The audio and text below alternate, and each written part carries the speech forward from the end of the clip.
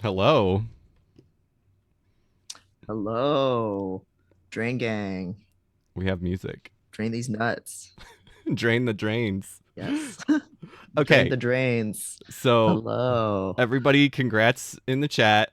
Congrats to Devon in the chat for the top surgery. Yes. Thank For the teeth you. delete. Thank you for all the support. Yes. Thanks so much for all the support, everyone. I've been really just blown away by all of the information people have shared and just all the support. Everybody gets top surgery these days, so I didn't think it would be a big deal, but it's nice that people get excited on my behalf. It really helps. Yeah. Um very good. So I have a question that I've been waiting to ask till we Oh were on boy. stream, and that is so the drains. Yes. So do we want to show Yeah. drain? Let's drain on main. Yeah. Let's Let's show see the Drain on drains. Main. Drain on Main, everybody. Yeah. Hey Seb. Hey Gavin. Hey So Trans Peaks. Hey everybody. this is explain what these are. Yeah, you'll probably explain better than me. Yeah, yeah. So this is my whole deal. And I actually just watched a video of what the surgery is after I had this done to me. So didn't want to look at the full carnage beforehand Right. because I didn't know how deep these fucking drains go in. They're in there deep, which is awful, Yeah, but Megan didn't needed. find that out until after they got taken out, which is probably for the best for Megan. Yeah, yeah. I didn't really want to look. I used to have a major blood phobia because of the anemia I had and all this other stuff. But I think lately, like I've been really getting some exposure therapy, and this is another instance. But okay, so what they do, what I got everybody was double incision top surgery, which means they just cut like the underhang of the boob, and then they also cut a little bit across the top and kind of take that shit out, take all of the fat of the boob out, and then they bring that skin that's left down and kind of stitch it to the skin below, creating like a peck situation with scars going to the side. But so you're all that skin has to fuse onto the muscle again because it was on top of the fat and now it's being pulled down. It's just on top of the muscle. So there's a lot of fluid that forms. So you have to have right along the length of the Yeah, incision. be Just careful. touched it a little bit. I'm way too foolhardy with this shit. I know There's that's what I'm tubing worried about. for the first week. Yeah, We have to take care of you. Everybody should be worried about that. You can you can see, and so there's tubing that runs underneath your skin, absorbing that fluid. Here's where it comes out. I have a blood stain right here. Don't worry about it. It's fine. Everybody tells me the blood stain is fine, Yeah. and I can wash it when I am allowed to take this off.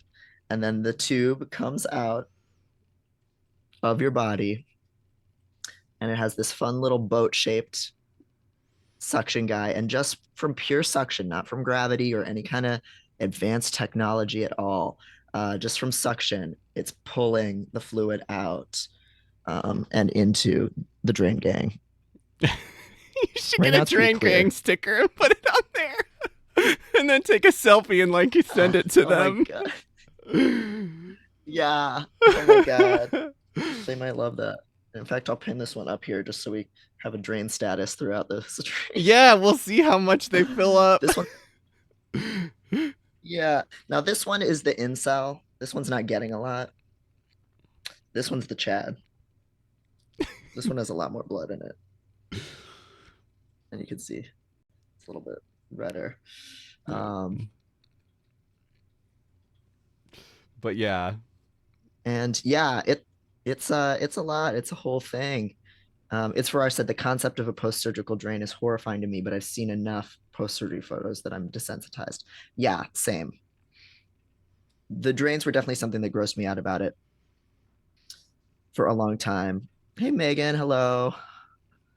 Yeah. Yeah, look at that. Oh, and like there's clots sometimes. BP Money in the Fluid. chat It's delicious. is my spouse who got top surgery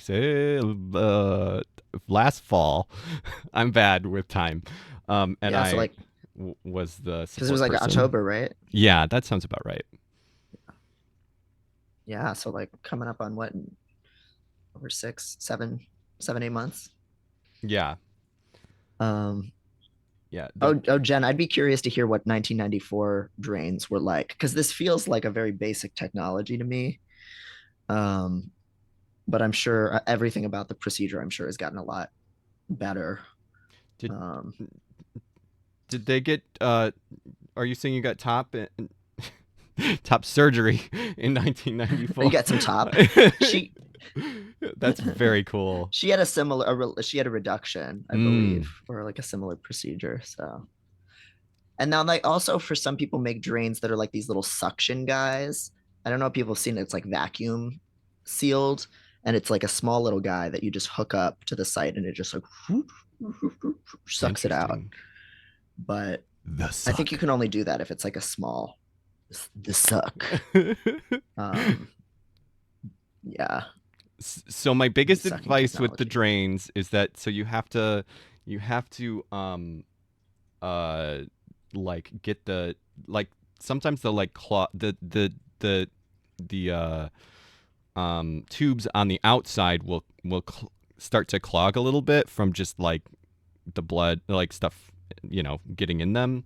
Mm-hmm. What they gave us when we at like after we left the appointment was little like what were those like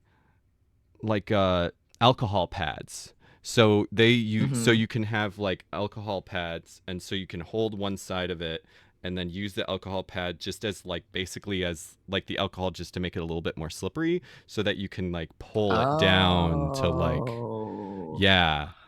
for milking it. Yes, I forgot that's the term. You have to milk it. Um Yes. and that is That would make it a lot easier. yes, cuz it is hard. I had to do that. And it's hard, and it's scary because you have to like pull on it, but you have to make sure you have to like hold one side of it so that it doesn't. You don't want to pull on the like what's in like connected to you. So Mm-hmm. so yeah, you have to hold one side really Yeah. good, and then you milk it. And yeah, they gave us like little alcohol swabs, which made it a lot easier, just because that's like slipperier than your finger. You could probably do the same thing with Yeah. like I don't know, uh, Like a Lysol wipe or something, or like a yeah, maybe just like a butt wipe pad or something. I yeah, don't know. wet Like, wipe or I would could work. just buy alcohol swabs. Yeah, wet wipe would Wet wipe. work too. I Yeah. think it was just that's what they had, so just something with some liquid on it. Mm-hmm. Yeah, because I had like a video call yesterday with one of the surgeon's assistants because I got back and I was just really in my head about the fact that this one is draining a lot more than this one's draining. Yeah. And everybody had told me that if anything that feels asymmetrical is more of a sign that it's a problem than pain or any issues that's everywhere. So I'm like, oh my God, this one's going to be all swollen up and whatever. And the surgical coordinator was like, well, let's milk the drains and also stop checking Reddit. You're banned. I had it.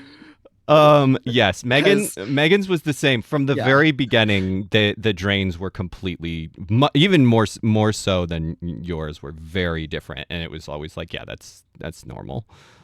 Um but yeah. Um yeah, and it makes sense because they were starting out, they were different sizes. This was the Chad chest as well, so it maybe makes sense that there's more fluid. yeah. Um uh thank you so much Trans Peaks. This shirt fucking kicks ass. This is a Dorian Electra It's shirt. so good. Um it is a bunch of fucking brands with Pride logos, but they're like Hobby Lobby and the CIA and and shit like that. Visa, Oh my 4chan, God. um, Lockheed Martin, uh, 8chan, Army, US yeah US Army, Halliburton. Monsanto. Yeah, this is like the greatest shirt I own. Oh my God. Do you know if they still sell those? Probably I not because that's their old tour, right? well, also they had to be very careful because they were very worried about lawsuits because they don't have the rights to use any of the fucking Yeah. logos. So it was very much like, hey, we have these shirts. Don't tell anybody. um, Yeah. they might bring them. They're releasing music, so I actually wouldn't be surprised if they bring them back Yes. for Pride. I hope so. I wish I could get one and wear it to the next time I do some stupid, insipid diversity and Oh inclusion my workshop for god, some awful yes. place. God. But yeah, yeah. Have you listened to the new Dorian music at all? I like Freak Mode. I haven't listened to the other one that just came out. Yeah, I same. Liked Freak Mode, and it's not my like favorite Dorian. I think I'll probably have to. I haven't listened to it that much, and I feel like with Dorian, I usually have to like listen to it a bit to like get it because it's I don't know. They like to hop around Mhm. stylistically, so I liked it, but I wasn't blown away by it. But yeah, I haven't listened to the new song yet, and the new I think the new video just came out like a couple days ago or something too, Oh but I didn't shit. watch that yet. Okay, I gotta watch that. Yeah, because I'm curious to see the new direction.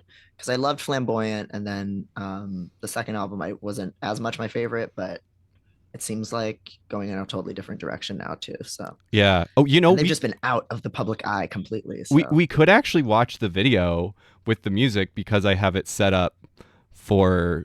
So if you're on the VOD, hello VOD watchers. Oh, I'll say this because I always want to say this. If you're a VOD watcher watching this, let's say starting in like 2 years, but the longer the better, say hello. I like to imagine the VOD yes. watchers watching this in like 2030 or something. You know what I mean? So Oh, and yes. Yeah. If you've only just now developed a parasocial relationship to us, are and we're going a little back. letter in the bottle for you, Yeah. yeah, that's great. Comment below. Anybody Yeah. in your year who's watching this in 2030 or whatever. Nobody in Oh, my and yeah, and somebody generation. leave a really somebody leave a really heartwarming story about how like your dead wife loved watching our show, Oh my and god. now you're like, and now you're 79 years old and you love it. Um but yes, two things. One, I just remembered that we did a show. If you're just watching VODs, you might not know this. We did a show where we watched The Good Doctor. It was very, very funny. They would not let us upload it to YouTube. So that is currently, as of now, still on the Twitch channel without audio, but there is subtitles, so you can still watch that. I think we'd like to upload it Mm. somewhere where we can put the audio because we have the recording of the Yeah. audio, so we'll probably eventually figure out a place like Vimeo or like Daily Yeah, Motion or I some was literally shit. about to say Vimeo's the Wide West. Like, there's just so many weird old documentaries I've watched on Vimeo and things like that. Like, they really don't give me a fuck. Um, The Argyle says, was it because of his stimming? His stimming was so bad he was oh, banned off YouTube. now I do need to issue a correction though about that, because I did hear from some people afterwards that that like saying that anybody's stimming incorrectly, like people do stim like that, and It's true. and especially the way that I said it, I wasn't the way I phrased it was not the best, because I was saying he had the worst stimming technique I've ever seen. This man's bad at stimming, which as an actor he is. Yeah. But just to affirm, there is no actual wrong way to stim, um, unless you're that actor doing that thing, Yeah. And because he that's was so doing it without any chutzpah. yeah, and it's like it's a weird thing with that show because I was thinking about this where it's like I feel like none of the specifics of what like it I don't know. A lot of the specifics it's like, yeah, that's a thing that an autistic person could do. Like it's not necessarily Mm-hmm. unrealistic, quote unquote, but it's like it's still such a stereotype that it sucks. Not to mention the like autism speech Yeah, shit.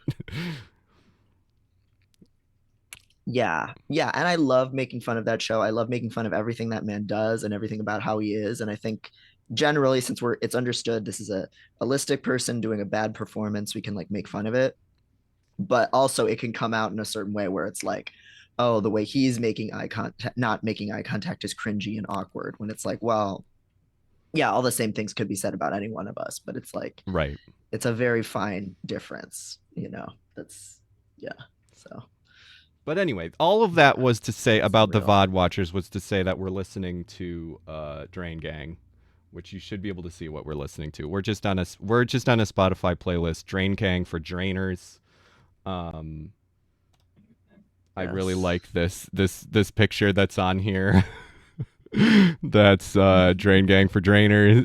What do you do in Drain, Yes. idiot? Drain Gang. I used to be a man until I discovered Echo 2K. Oh Just my God. really good Yes. stuff. So wholesome. So good.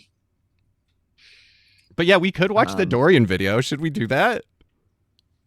sure. Yeah. Can everyone hear the Drain Gang audio? Is it working for people? Because Oh yeah, then, that's a good yeah, question. might as well People were do a little referencing it watch earlier, react here. so Okay.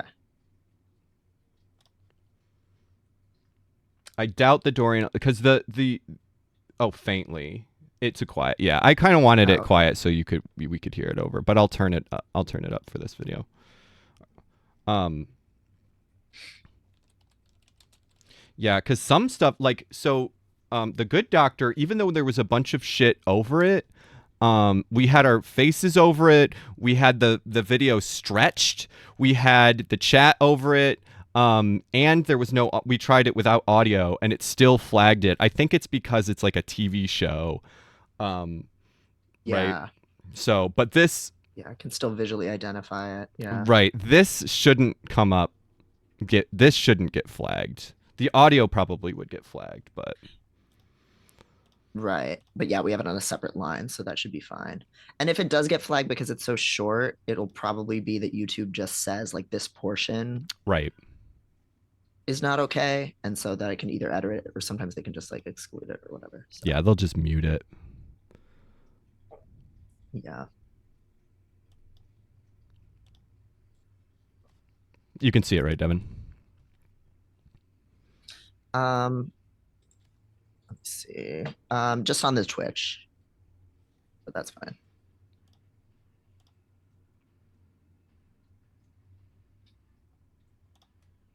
Okay, you should be able to see it in Zoom now. Okay, yes, thank you. Some of this fashion is giving me very Judas by Lady Gaga. It's very 2000s, right? Yeah. Yeah, the sound is very like early 2000s. Like the fucking It's bedazzling like and that, shit. baby, I got your money. Yeah. Yeah. And the low belt that's like giving very Christina Aguilera dirty video with the small Yeah. tiny skirt.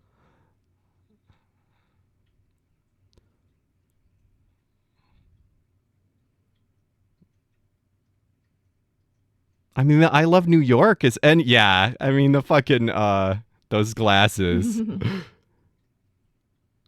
Yes.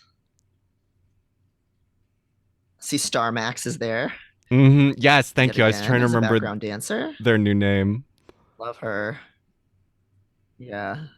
I don't see baby Angel 69, which is too bad, but I'm sure he's busy posting ass in a creek somewhere.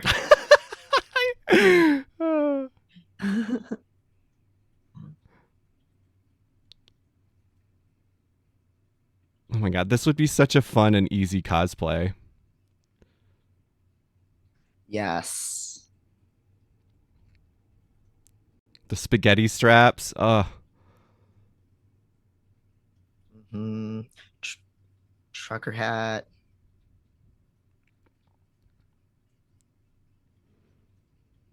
And that short hair with the long braid. Very Yes. Final Fantasy 10 2 or whatever. Yes. And the fucking horns. Yeah.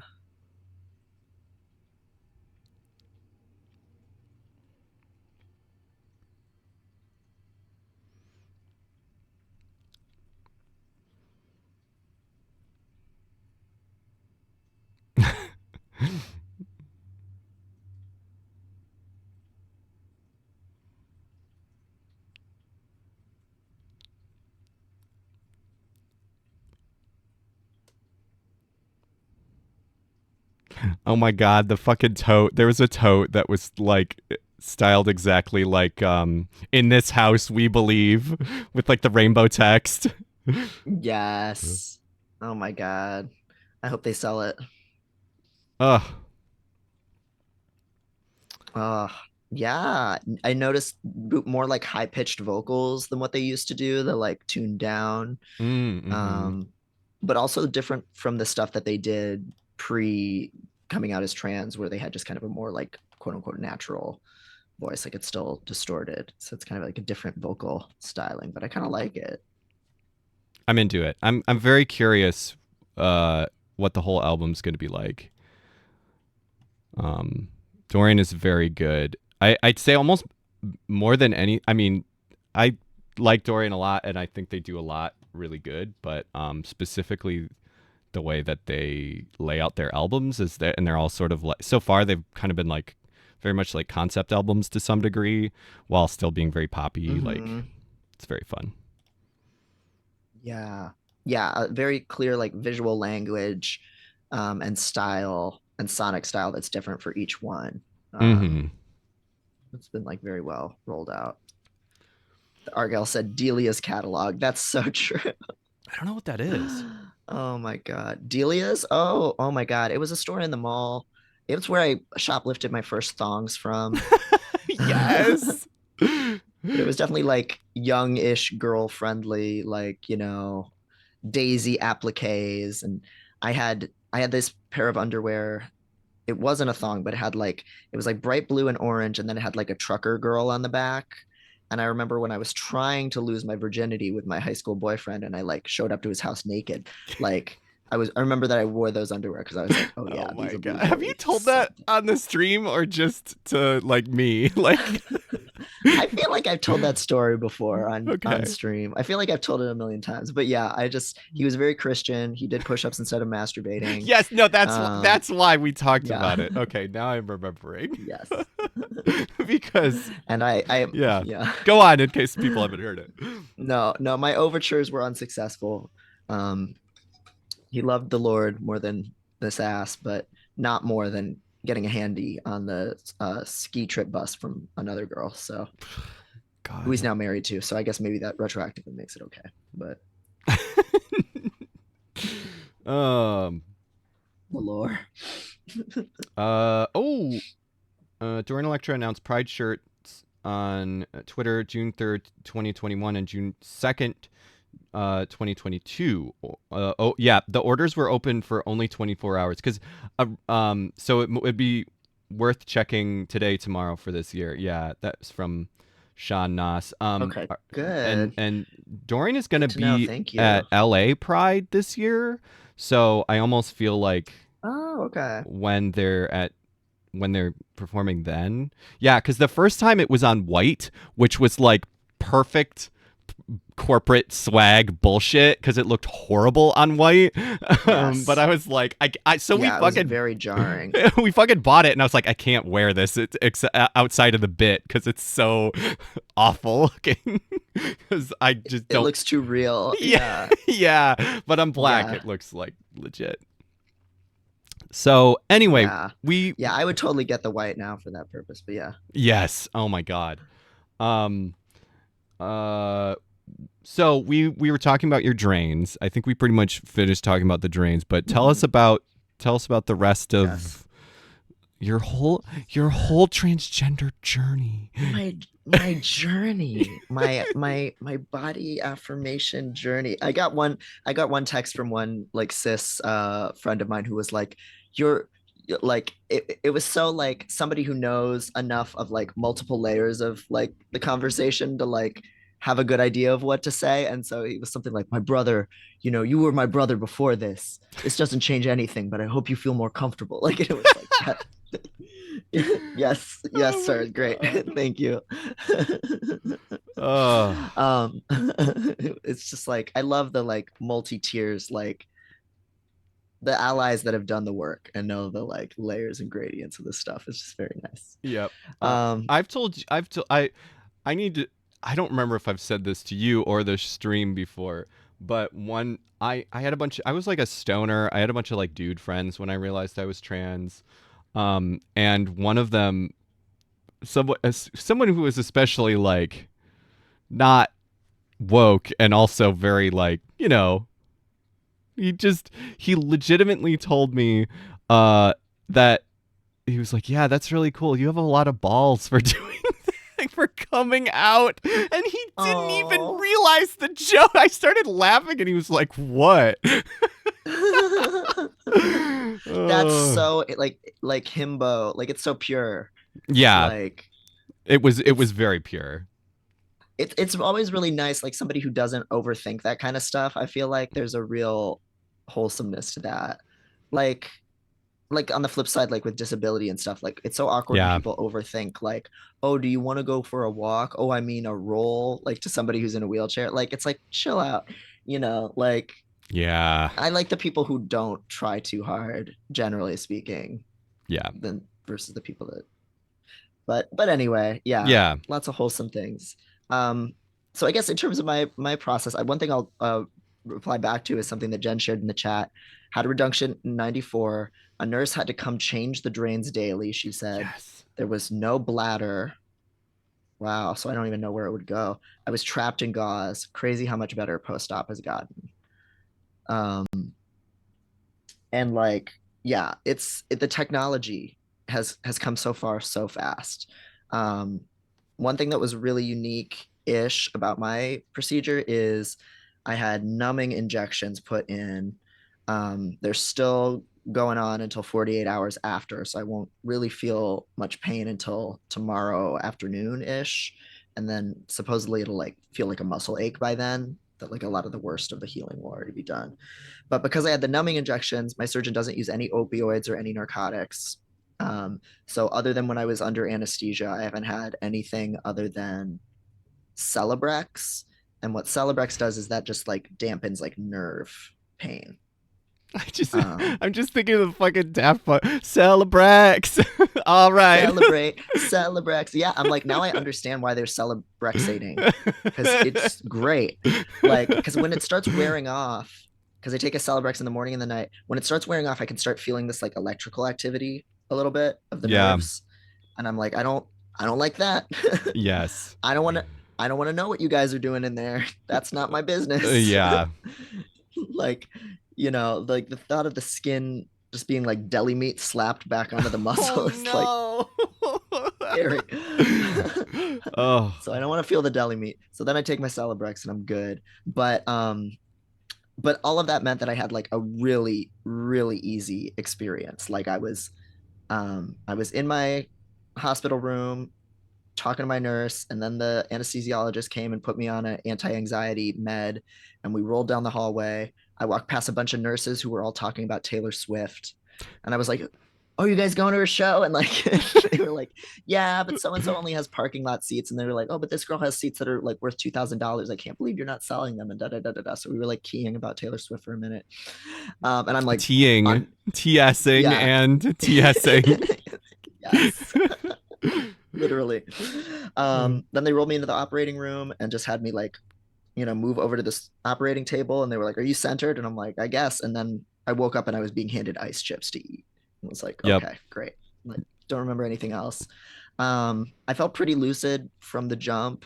Like I was a little wobbly on my feet, but I, had a nice ice chip, had a little cranberry juice, Crunch. Nice crunch. a nice crunch, went to the bathroom, put my shoes on. I was able to get dressed, all of that stuff. Um, Even as they were like wheeling me down, like the nurse was like, you seem pretty normal. And I was like, You for don't know me asking. very well. Yeah. Yeah, that's how you know something's wrong.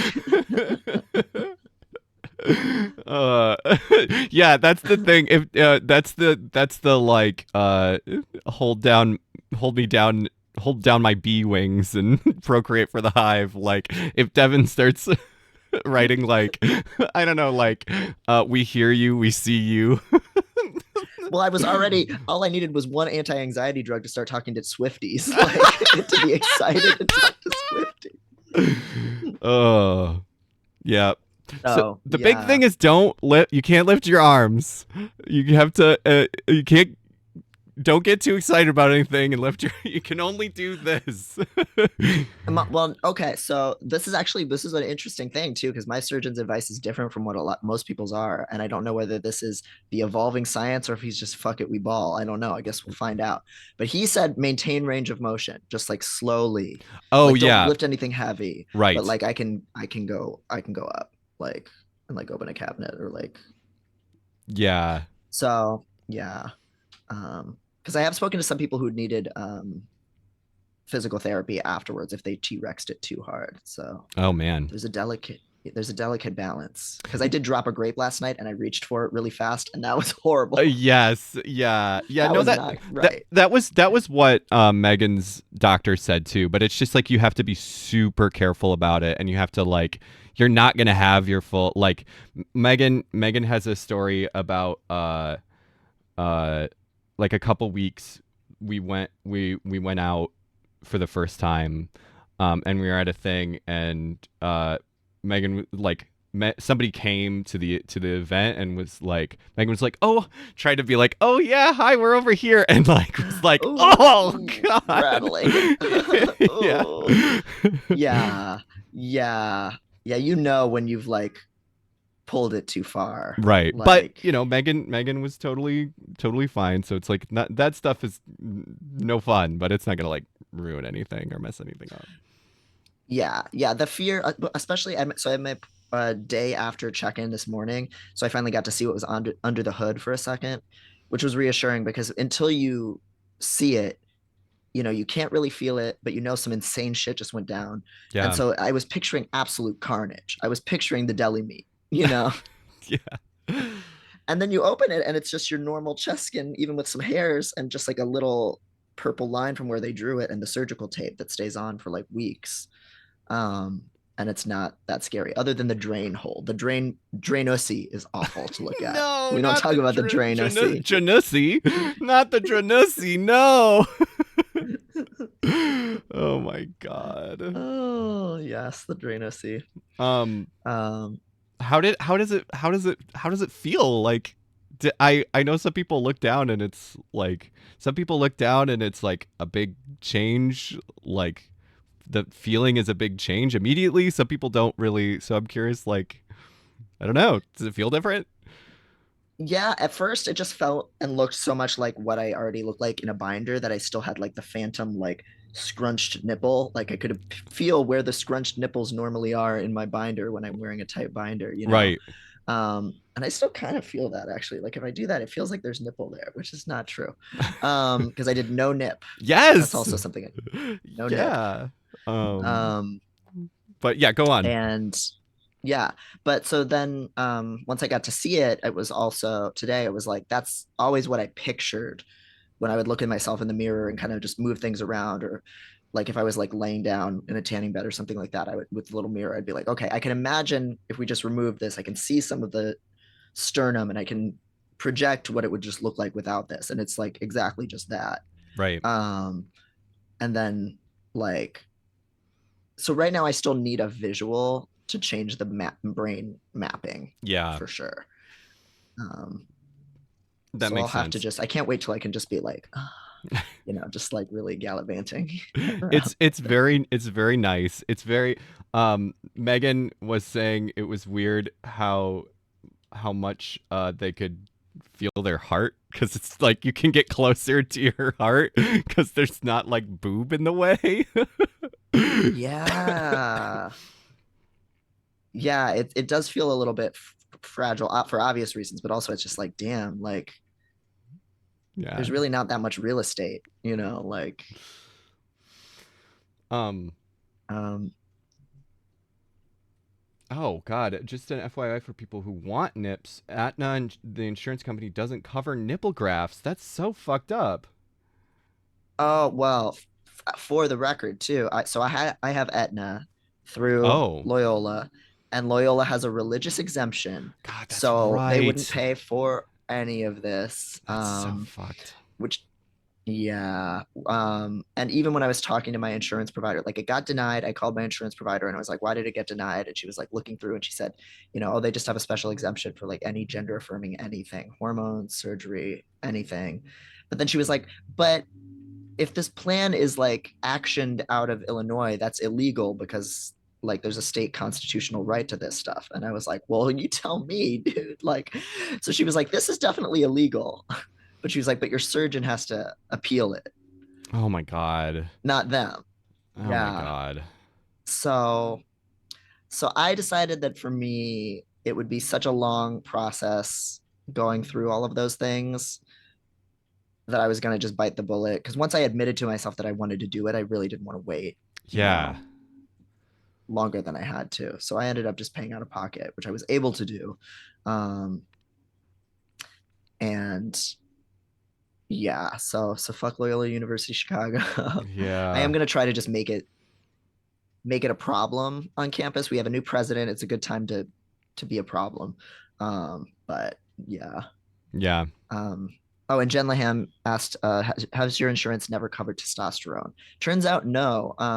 I get my testosterone through Howard Brown. The queer clinic here has a discount program because I'm on gel, which is typically more expensive than shots. So thanks to Howard Brown having a grant to cover that stuff, like 3 months of tea is like $15 for me. I always thought it was my insurance, but I found out it's actually not. It's my clinic specifically. So That's awesome. yeah, Yeah. yeah. So speaking of Hobby Lobby on that shirt, Yeah. it's because of the Supreme Court case with Hobby Lobby Yeah. that this is a thing. God. Um Okay, so I have a question for you, Maddie, as a caretaker. yes. They told me when I was going under anesthesia that like when you come out, you'll feel more coherent and fine than you actually seem to anybody else. So what was your spouse like when they were coming out Um of that there was stuff? something specific. I don't remember. They definitely didn't do anything like what like there was nothing that like I can like that's why I'm having trouble remembering something specific. I think that there was like a time that Mm-hmm. the time was weird. Like they looked at the clock and they were like, "Whoa!" Like even past like when they got out to like a half hour later, because I like didn't get to see them Mm. right away, and they were like, "Oh hi, you're already here. It's only been a couple minutes, right?" And it's like, no, it's been like a half hour, 45 minutes. Um. Uh. But yeah, they definitely like what talking about it. That was definitely true, but there wasn't any fun like hitting on the nurses or anything like that. Like nothing dramatic, but that was definitely true. Yeah. The Argyle said, no David after dentist. That's what I was afraid of. Yes, I was most afraid of like tweeting something awful. Like I was like, I don't my dark passenger is gonna come out. I don't know even who that guy is. I've never met him, I've the never real done this Typer before. Durden. And the real Typer Durden, but it turns out the real Typer Durden just eats ice chips, which is just what I already do. Yeah.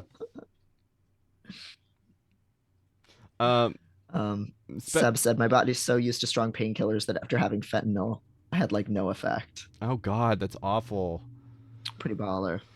Um, Spectral Effigy asks which one of us is the drainer. I feel like actually neither of us.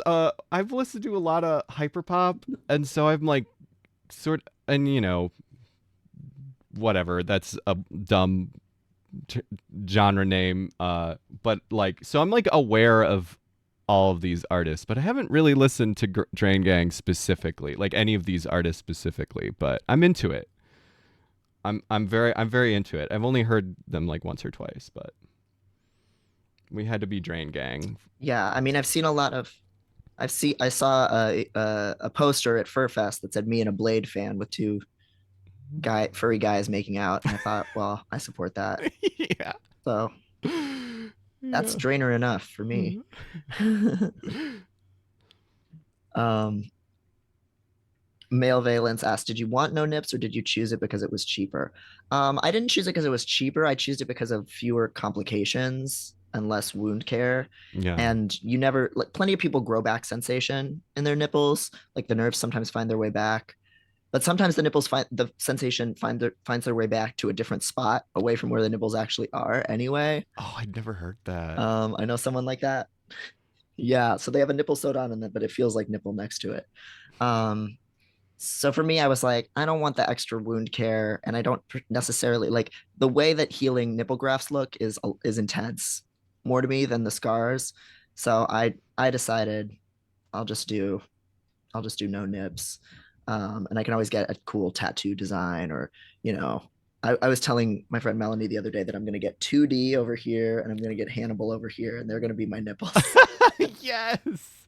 their heads. Um yeah, can the sensation thing happen even with no nipples? I hadn't heard that. That's interesting. Yeah, yeah, that's my understanding is that sometimes the nerves just kind of go somewhere. You never really know, um, for sure. But I will yeah. definitely say so. Megan has no nipples, and that was a definitely an intentional choice. They were like, yes, I would take that regardless, because for them their nipples were like more dysphoric than like the breast even. Um, but Yeah. and so I was like, I definitely didn't think it was gonna weird me out or anything, but I was like, I might like it might take me a minute, and I might have to like I might like my brain might be like, wait, what? Oh, right. But that's never happened. It is just so like I don't know. It's like not a thing you notice really. Like it just is like, yeah, that's a Hmm. chest. Like Yeah. It doesn't need the centerpiece, yeah. you know, if you don't want it.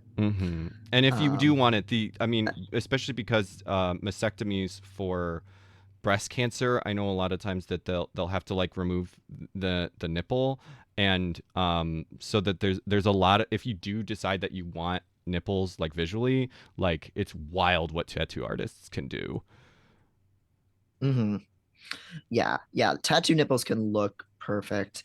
I know someone else on Instagram who had one of their nipple grafts healed at a weird angle. Sometimes they get distorted in shape. And so then he got tattoos to make them little hearts. Oh, And that's they're so super good. cute. That's so good. It looks really cute. Um, and like he wears these little cow outfits and he's just like this little cartoony, like Oh my gosh. heart, nipple, cow, bear. It's great, So there's a lot one can do with it. Um, Jen asked, does no nips avoid the keyhole? There's no keyhole for this one because double incision, it cuts off above the nipple. Um, so it's kind of removed whole. It's like a whole little slab of cake or something.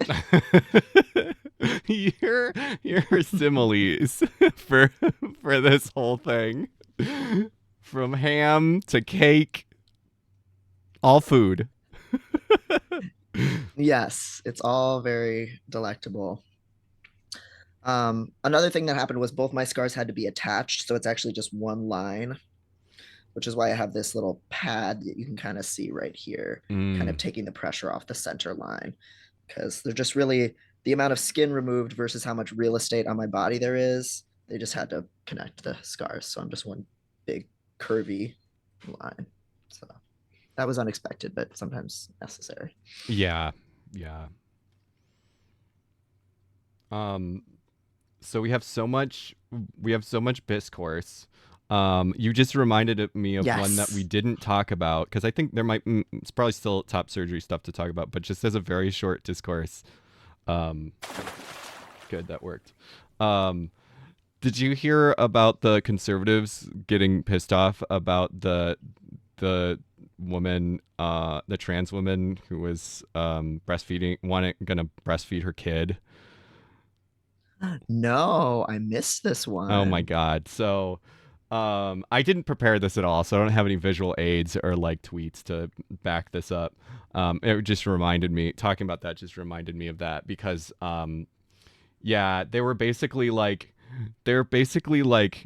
saying the fucking guy. I should see if I can bring up the fucking because the fucking guy called CPS on her, and like was Oh basically my like was God. basically like because she also has an OnlyFans, and she's dressed as a cow before, and so he was basically like, this is all a fetish, and it's like, you know, um, and so he called CPS, and CPS was basically just like, this is there's not anything illegal happening. I don't know what you want us to do about this. And he was like, she's literally the Right. tweet was literally the tweet was like, she seemed like someone that a good person who wanted to help but had a gun to her head to by the woke the woke bureaucracy of, I think it was in Illinois if I'm remembering correctly. um Oh, about so this is what they were saying about the CPS person. Like she yeah. wasn't allowed because it would be unwoke to take this person away from this predator or whatever. Yeah. And they Oh basically my God. um uh everybody was like acting like it wasn't real breast milk, because it's like that thing where like transphobes are like, well, you don't have real breasts, you just have fat. It's like, what do you think breasts are? Like, they're real breasts. Right. Like like they basically think that they're like, I don't know, some weird monstrosity, and it's like, no. um Yeah. Seb says she's hot, but I don't know if that's a crime, sir. I hear that in the tone of the it's a boomer meme, but it checks out. Yeah.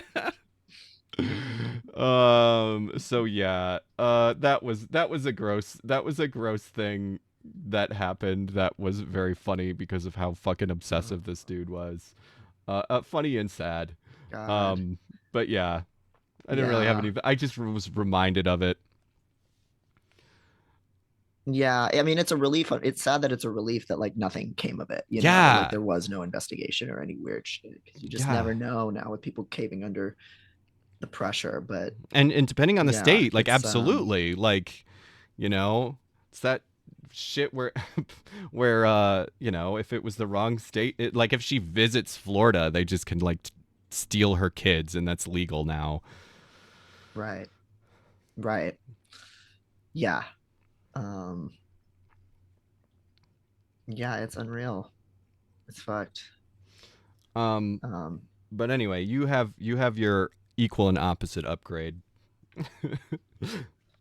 oh yes, there's we all funnel our energies up to the Gandalf big naturals in the sky. And it's kind of like what happens in Animorphs. If anybody read Animorphs, those books as a kid, if you're a human and you morph into an ant, all of your extra mass goes away to this is all canon, Yeah. goes to a place behind the moon. It's just this lump of flesh What? and body parts just rotating behind the moon. See, I And if you want to morph, yes. I read Animorphs, but clearly I didn't read the whole series, so I did not know this. Eventually they go and like visit it and it's very body horror. And if you morph into a bigger animal larger than yourself, say a whale, you draw from that collective shared mass, Oh from the Animorph Jungian hive mind, and it make you big. Yes, Animorphs was where people had the Yerks, which are basically Mm-hmm. alien slugs. They're sentient alien slugs that don't have bodies. Um, so they enslave other races. And Animorphs was good as like, it's very much like YA fiction. Like, the actual writing is, it's YA fiction, but the shit that happened is so fucking good. Um, God, we need to It just goes do like hard. fucking Animorph stream or something, because I don't remember it that well. I should like Yeah. reread some. And KA Applegate has them all posted for free online. Like you can get PDFs of all of them online. It's not even like hidden or whatever at this point because like I don't know, publishing, the distribution window's up. And she has a trans daughter Yeah, and that's what I was she's gonna a say. badass. Oh, Yeah. Yeah, I don't know that many people who have read Animorphs before. So the fact that you've even read some of really? them is like, yeah, Oh, we should definitely, yeah. And uh, it's my shit, I foundational. absolutely same, absolutely same. I think it's a huge part of like how I got into sci-fi, because it's fucking hard sci-fi. Did you read Mm-hmm. the like non-main story books? The Andalite Chronicles I don't know if I read the or the Andalite Hjork Chronicles. Hjork Bajir Chronicles. There were a couple of offshoots. Yeah, so there's like some single books that are really good. I think the Hork Bajar. Maybe if there's more than one book, because I read the first book about the Hork Bajar, um, but I don't know if I read the Hork Bajar. are basically aliens that are made out of blades. Like, not literally, but they're just covered in blades. And so they're like perfect soldiers for the Yerks. Um, but uh, I don't. I feel like I could spoil They're shit very from. gentle. Yes, I could spoil Yeah, shit from yeah, Animorphs, right? They It turns out that they actually yeah. were bioengineered for uh arbor, like to take care of the, yeah, for tree cutting. And like they were actually bioengineered to like basically keep this forest planet like stable by this like kind of Promethean Hmm. original race.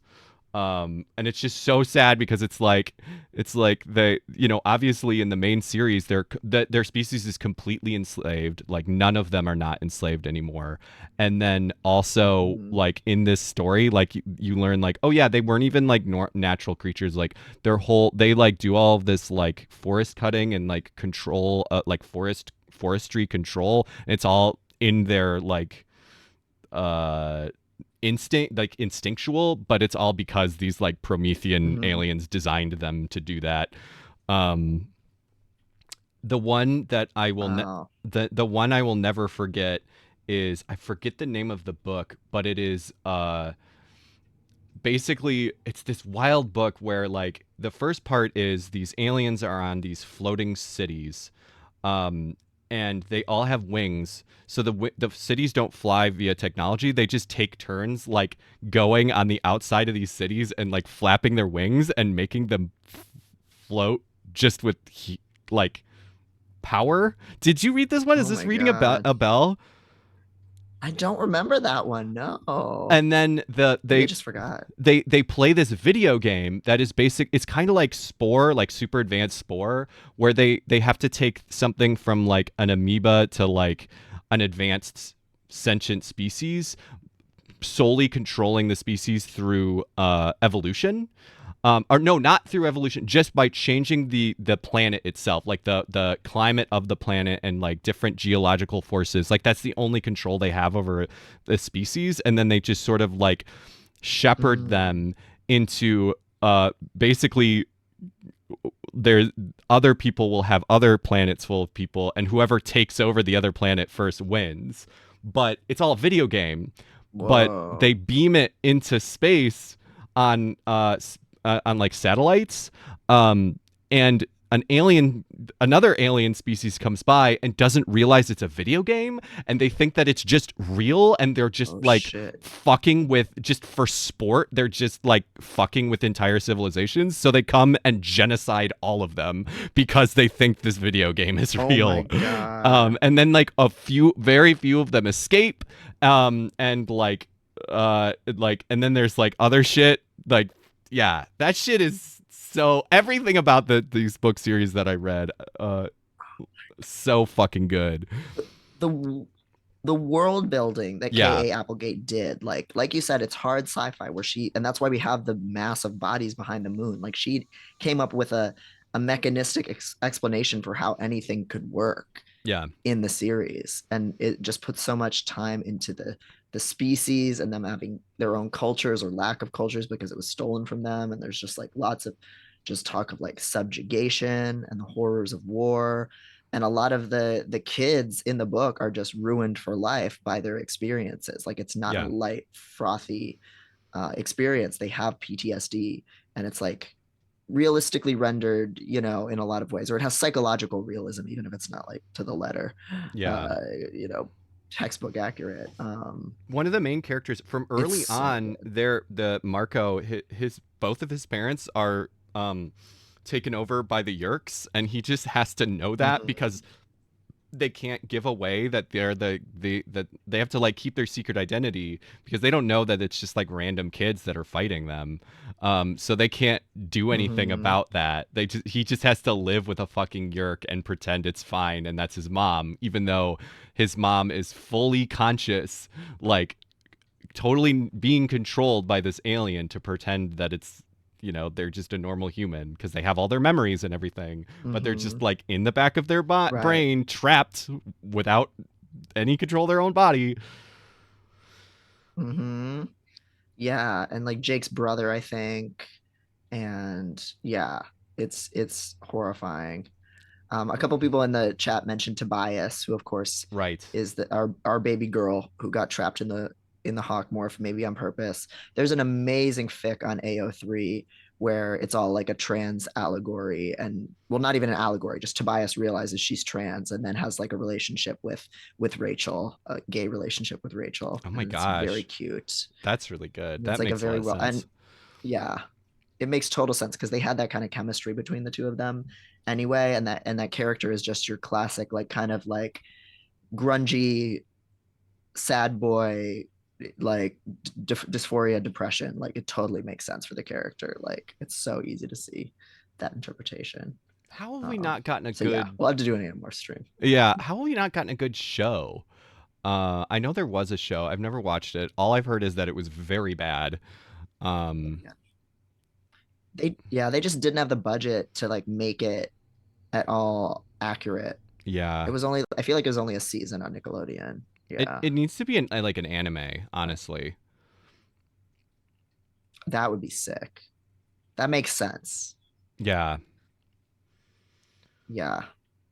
To show all these kids being tortured and psychologically ravaged, it would be a lot to ask child actors to do Yeah. properly, but anime could capture that anguish so well. It could even like I almost want it to be bad CG and like not bad, but like I'm almost imagining like earlier 2000s CG animation just so when they morph it looks like the just like Like has the the vibe of the covers. covers. Yeah, so it could be like Ruby where it's like animated but with computer generated graphics or something like that. That Yeah. combo. That Mhm. would be very Y2K. Yeah. Ugh. That would be. We'll have to do a whole Animorph stream. I don't know. We'll have to think about what that would be. Maybe I'll read. Maybe we can read some more. Maybe we could Yes. do like we want like a book report regular segment. Like maybe we both just read Hmm. some of the some of the books again. Yeah. Yeah, to refresh our memories. And there's some good analysis and like commentary stuff from like Tumblr that I could pull and we could talk about. Anyway. All right. Shall we dive into we have Yeah, we have a lot of piss. yeah, we that could also just be a recurring series. Yes, we have a lot of piss. I don't even know where to start. I don't know if you have a preference for where to start. We have Liz Holmes piss course, we have Sia's piss course, and we have Desantis piss course. Let's start. Let's start with one of either Sia or Ron DeSantis, either of them. Okay, great. Let's start with Sia then. Um, just since we've already talked about the good doctor and just bad autism representation on screen. Yeah. One of the real contributors to that genre in recent years has been Sia with her film Music that came out in 2020. Yes. Now you had not heard that much about this movie, right, Maddie? No, I've you have mentioned it in passing that it was very bad and very ableist. And I think you had even been like a lot of people think Sia is autistic and that still doesn't like it's still really bad and it like and yeah, that's about it. I don't even really know Sia's music that much. I'm going to be real. Oh, great. Yeah. So Sia, before she really okay. So Sia made some indie music with the band Zero 07 in the early 2000s, and I was a fan of that back then. Then she became more of a songwriter and she wrote a lot of songs for Rihanna and a bunch of other people, this much more like anthemic kind of stuff. And then eventually she had Chandelier was supposed to be a Rihanna song and Rihanna didn't want it. And so then Sia recorded it independently as herself, and that's when she started having a real like pop career. And she hid her face behind these wigs, even though she had been public facing when she had her own band years ago. It was like an indie band, so she just kind of rebranded, started covering herself with a wig, and all of her music videos had this dancer who's also in the film Music, Maddie Ziegler, who was on Dance Moms and has this very strange relationship with Sia, where she's like Sia's muse and like for a while, I think both her and her mom lived in Sia's house, and she's like in all of Sia's projects, very like enmeshed. Um, Yeah, And this is the I um pulled up a Google image search for the hair. I've definitely seen the I'm gonna be real with you. I've seen uh mhm, I've seen this picture. Can you see my screen? mhm. I thought that was Yeah. I thought that was Lady Gaga. I thought that was a Lady Gaga look that I just didn't know. I mean, it's definitely in the wheelhouse for sure. Yeah. It's definitely in the wheelhouse. Um, so there were already a lot of things going on with Sia. All of her early music, which I actually again really love.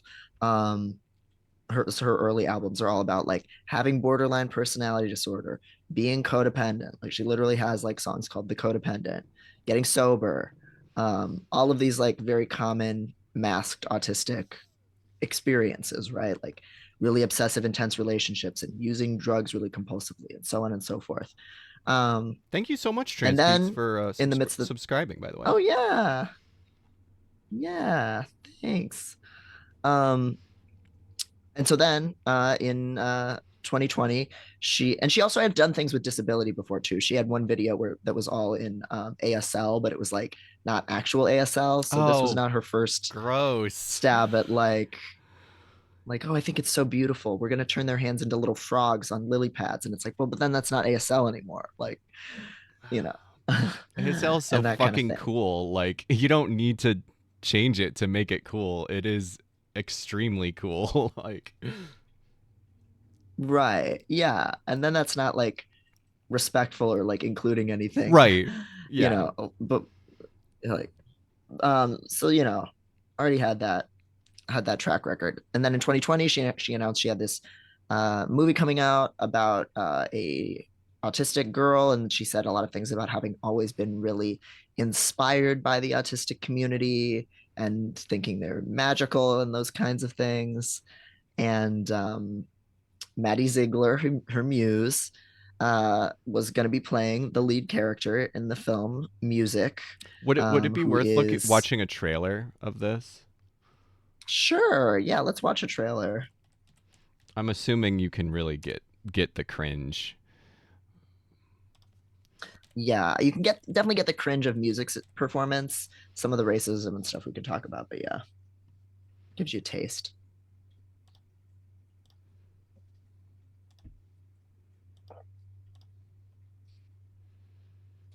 The first result is actually Sia's autism movie is terrible and insulting by cynical reviews. Yeah, Um, so yeah, that's it good. flopped majorly. Everybody got the message that this shit was not it. Unlike The Good Doctor. Yeah.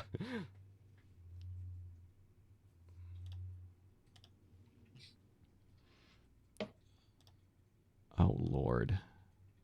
Oh Lord. Okay. Oh, that's my antibiotic prescription. I'll be right back. Okay. Y'all enjoy this. Devin's abandoning me for this.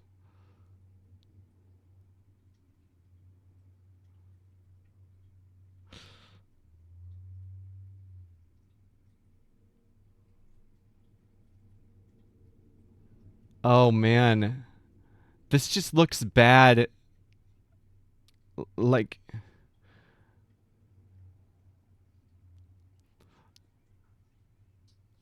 oh God.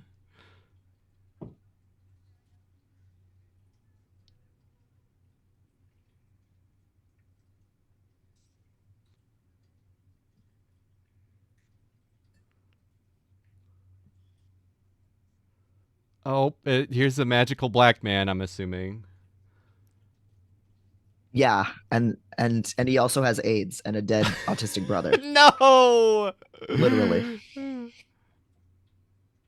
This looks bad. Like the ableism, racism aside, like okay, so yeah, these music video parts look competent, but the rest of it looks like a bad TV show. Like it's just like not Yeah. well acted or like filmed. Yeah. It's very like, yellow sepia lens, very sentimental. Yeah, literally there was a yellow spotlight on her in that picture Yeah. when or that And shot. mm-hmm. Yeah, it looks like one of those like Wonder Museum traveling Instagram rooms that you go to or whatever. Yeah. Um, so yeah, Yes. so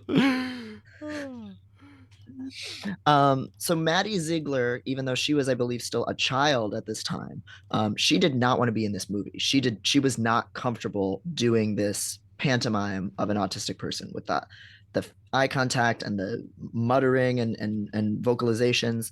Like she didn't want to do it. And Sia basically was like, no, you're my vision for this. So there were instances on set of Maddie being like, I don't know if this is true. But then again, this woman who like made her career and is completely hitched to her life, really strongly encouraged her to do it. Um, She was a so and she was a and so she was minor? still in it. So Uh, if she wasn't a minor, then she was like maybe 18, 19 at this time. She would have been right on the edge. But they And after started being on working. Dance Mom and with all that entails and stuff. Oh God. So but they met before she was an adult? Yes, they had been working on music videos together since Maddie was in her preteen years. There's one video with her and Shia LaBeouf like chasing each other around a cage, Oh, um, that's her. Oh representing the wolf. God. Yes. Yeah, yeah. So she had been working for this woman pretty much ever since she got off Dance Moms when she was still a really young child, and obviously that's a field where there's a lot of pressure from just careerism and people critiquing your body. It's just not a good place for consent or being able to voice what you need or feel as a kid. It just seems like a really tough life. Um, Can like and the and they had a really close and meshed relationship. the thing that I always think about is it's like it's weird that it's like I mean, less so now, which is a whole fucked up separate thing, but like we're like children shouldn't work. That's we shouldn't have children working Yeah. jobs. And then but it's like, "Oh, but if you have them work in the public eye where they like, millions of people know who they are and can have weird parasocial relationships with them. Oh, well that's fine because. Mm-hmm. Yeah. And this is one of the rare areas where my like politics as an anarchist really hit a wall because I'm like, I don't know if it really should be allowed to have your kids on YouTube, to have your kids in commercials or on Yeah, TV. Like, I'm not usually one for banning things or thinking the state should be in control of things, but I really don't think parents should be able to make money off their kids and people should be able to make money off their kids. And child liberation would help fix that. I know that's the actual answer that like if you weren't your right. parents' property, then they couldn't force you to do that kind of work. But in the meantime, I kind of feel like nothing good comes from any of this. So that was the environment in which Sia was making this movie and that Maddie was having to make these decisions to be in this film. So like any criticism of the performance, which is awful, that's all on Sia. That's what Maddie Ziegler was coached to do. Um, Um, a a couple lot of a couple sorry. people said Sia slept in the same bed as Maddie when she was a teenager. Ugh. Yeah, yeah, I've heard that as well. That was part of how their enmeshed relationship. And that Sia really in interviews would talk about just seeing Maddie as this like symbol of like her younger self and just really badly boundaried stuff. Um, so once the casting for the movie came out, a lot of autistic people were criticizing the performance being just really inaccurate and did not a casting of a non-autistic actor being involved. And a few autistic actors spoke out that they had auditioned for this role and been turned away. And Sia dunked on them, saying, "Well, you must not have been like publicly on Twitter, just saying like, well, you must not have been a very good actor then," and things like that. Like Sia's being very combative and snarky in Yeah. response to the outcry. Another huge issue was that the movie and the trailer initially show God, what's the actor from Hamilton? The Aaron Burr actor who's in it. Aaron Burr actor Hamilton. Leslie Odom Jr. Um, they show him restraining Maddie on the ground and putting his body weight on her to quiet a meltdown, which is very dangerous. Bruh. There's nothing else to say. Just bruh. Yeah. Lots of people have died from being restrained and held like that, both by cops and by psychiatric professionals. So there's a whole bunch of weird, awful layers to having um, And the this is black character hold down a white girl like that. Yeah. and this is in 2021. Like this is after, very publicly a man died because of a very similar thing. Uh, like we all Yes. knew about, like Yes. we The were all seemingly talking about that. This wasn't. yeah. Ugh. It's yeah, and so everybody really spoke out about that. Like even you're like kind of politically middle of the road autism parents. A lot of them even know you're not supposed to do those kinds of holds. Like you can kill a kid if you do that. You shouldn't do it to anyone, but if it can kill a grown man, it can definitely kill a kid. Yeah. So that was edited to an extent. They edited some of it out of the movie, but it's still a plot point in the movie of like you need to hold her down and compress her to calm her down when she's having Oh a God. meltdown. And then, so those are some of the big issues with that. And then there's the racism. In a lot of the dream sequences, Maddie's character has box braids or different black hairstyles, and sometimes has her skin slightly darkened with bronzer. There's some indications that the character was originally written to be half black, and they just didn't change anything about that when they did cast someone who was white, but also Sia always wanted Maddie in the role. So it's unclear what's going on there. She just thought she could have Maddie play somebody half black and just not put it in the script to just have it there in the styling. It's very weird. Um, Did did she so did there she was a lot of write critique for it, that. or did she find this script, or? Yeah, she wrote it, directed it, made the music for it, and yeah, did all of the dance sequences. I mean, she might have had a choreographer, but like, yeah, this was her baby. And um, oh, Artistic Bum said, my friend has PTSD from when her dad pinned her down just one time when she was having an anxiety attack as a kid. Yeah. Yeah, Um, yeah, it's terrible. my friend who It's yeah. I don't even think identifies as autistic and doesn't think that they are. Uh their parents thought that they were autistic and so did fucking holding therapy. Um, which are you familiar with that? I'm yeah, Mm-hmm. which Yeah, it's supposed to help you rebond with your parent, basically. yeah, shit is extremely fucked. Yeah. Similar to the rebirthing therapies they used to do, and I'm sure some people still do, even though it's illegal now, where they would push a child through like a simulated birth canal made out of like blankets or boxes to come out through to their parents, to supposedly make them bond with their parent again. And children suffocated, children were crushed, so that's why that became illegal. And just, but even the core idea behind it is that the problem with autistic people is that they're not being like loving enough to their parents. Yeah. Yeah. And that's a really dangerous, fucked up idea. Yep. And you see it in the autism warrior mommy space sometimes too, talking about how all they want is some gratitude from their kids. Like it all connects back to child liberation and seeing children as property or pets. At the Yeah. end of the day. Um, Photo. the other Thank big you. thing in the movie. Thank you. Yeah, I did. I'm going to a pride thing after this, so that's why my eyes are sharp. I appreciate it. Yeah, you're styling. You got the good collar. I love it's rocking. Um, and then the final thing about the movie that I'll say is one that did not get as widely reported on because most people just saw the awful trailer and they're like, "Well, I have 9 bad things to say. That's enough." I've watched the movie twice because, you know, I'm like that.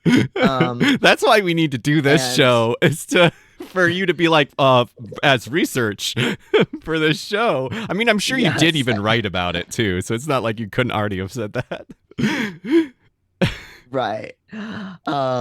So yeah, so the actual plot and a lot of the dialogue is even worse than all of that, where, Kate Hudson basically has to take over care for her half sister, Music, and she's totally in over her head. She's a drug addict. She's like in recovery, like recently in recovery, total mess, and doesn't want the job.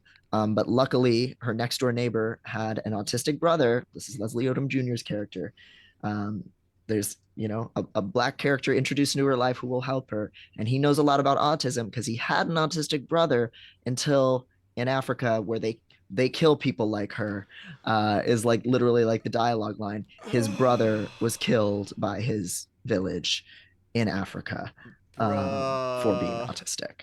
But yeah, so there's so much going on there. I hope I don't even have to outline all of it to everyone, but just like portraying this black character as only existing to help a white character, portraying all that trauma as just backstory, portraying all like African people as just like murdering ableists, like everything about it is just disgusting. Do they like even specify like is he just African or do they do they specify? They do say where he's from. I can't Okay. remember. It's like it's mentioned a few times. Yeah, they Okay. didn't just say like just African or anything like that. Not that that makes it And better, then he but also later like there's no, but it's definitely just like transplanting an idea of like right. African person with an accent. We have this American actor doing this accent. And then one of the big reveals, just as she and Kate Hudson's character and Leslie Odom Jr.'s character start a romance, is that he has HIV. So that's another great stereotype to throw in there, and that's the big source of tension in their relationship. The only tension in the will they won't they is the fact that he has HIV. God. So that's great also. Um, yeah. And then there's just a few other things that are just it's a real your movie sucks kind of situation. Just the pacing, the plot turns, everything's as gratuitous as you can imagine, and it's just intercut with these dance sequences that are perfectly beautiful and abstract, but like any emotional arc for a character is just acted out through these dance sequences. So there's never any reason for anybody to ever like plot wise do anything or say anything. And so it's just really Right. awfully made. Yeah. Having like dream ballets as part of a movie is a fine idea, and they looked fine and fun, but like Mm-hmm. yeah, not like this. Not like this because it's supposed to represent like music's like inner world, and so it's weird that in her Right. inner world she's like expressive in a way that she's Oh. not as her autistic self. So that implication is weird too. Yeah. um oh, and one Brie did mention one I forgot about. There's also flashing lights and no epilepsy warning. So a lot was wrong with this movie. And even back then, some of us were talking about how, Sia's fascinated by autistic people. She has all these traits. She's probably autistic. Like a lot of us were having those conversations back then. Um, but even then, the takeaway was it doesn't matter. Yeah. Like she's obviously a somebody who has the privilege to move through neuroconforming society a little bit more easily than the people she's trying to depict here, Yeah. and she's not doing any justice to their story, and she's also being anti-black on top of it. So Yeah. there's a lot. So yeah. Did she has she said anything, or just to your knowledge, is she still just like, yeah, that was a great movie. I did a great job and everybody is dumb. She's just done a lot of like classic white woman self-victimization about the backlash. She really like fought with a lot of people on Twitter. Just would single-handedly like pick at specific individual people who had just criticized her, like not even in an abusive way, like people who were just raising points. She would just put them on blast. And then eventually she quit Twitter, and she's in the time since and is still talking about how like suicidal it all made her, um, and despondent and depressed and all these things. Um, And like, I don't know, like that can all be true, but it also is just all fed through this lens of like you could not accept any criticism Right. about this population you wanted to make a piece of work about. Like if that's where you're, if you're on the level where getting criticized for not doing justice by this group is going to make you suicidal, you should have never been doing that project. Like it doesn't change any of that, you know. Yeah. Yeah. I don't think any of us think, that she should be suicidal, but it's like No. maybe the cure for that is like realizing you fucked up and like you know, even like not even making amends, just admitting it. Like Yeah. Yeah, God. because it wasn't like the harassment she was getting was like particularly mean-spirited. Like I'm sure it was out there, obviously, because a woman gets critiqued on the internet, bad things are going to happen. But, you know, what I saw was certainly just autistic advocate after another, just pointing out all the problems with the film in a pretty straightforward way. Yeah. Um, and she could have pulled that project at any time in that process, and she didn't. Um, so yeah, so now, yeah, on a podcast earlier this week, she mentioned being on the spectrum. So that's the update on that. And it, yeah, in my mind, doesn't change anything. It just confirms kind of what a lot of us thought, Yep. but doesn't really make what she did any better or worse. I am curious, and I don't think this is a discussion that we can have in its entirety right now, but I do think it's interesting, like could somebody make like what does it mean to try to make a better version of this movie, like a movie that is focused on like an autistic like lower functioning autistic person, like how like does that have to be, like should the like I think the actor probably should be at least autistic, um but like how do you, is it just not like I don't know.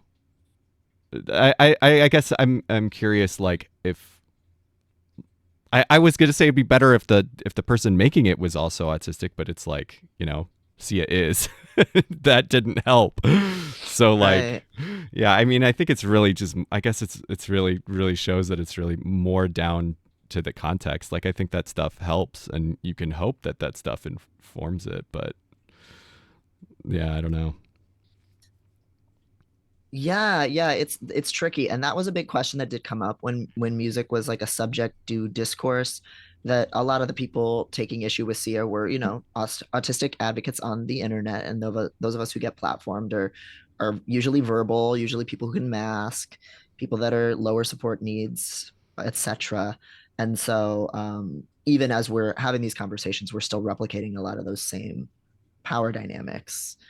Um, and you know, I remember when people were talking about the casting, one of the things Sia specifically said was like, this is a loud set, you know, movie set with lights and things bustling around. Like somebody who is at the functioning level of this character couldn't actually be on that set.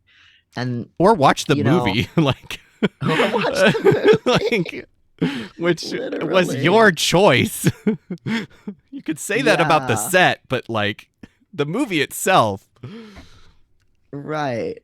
And you know, like I don't know, when I hear that I just feel like that just means, oh, we couldn't afford to do the things needed to make a show like that accessible. Because Yeah. there are, like, it would have to be a real labor of love finding a nonverbal person who communicates in other ways, really figuring out what their needs are, giving them a lowdown on that, on the part, getting their consultation on it, and filming it at their pace. Like I really think that could be done. It would just be slow, you Yeah. know. And that's part of what a lot of accessibility means, especially when it comes to people with like intellectual disabilities. Like you go at a slower pace, and that's fine. That's just a necessary accommodation.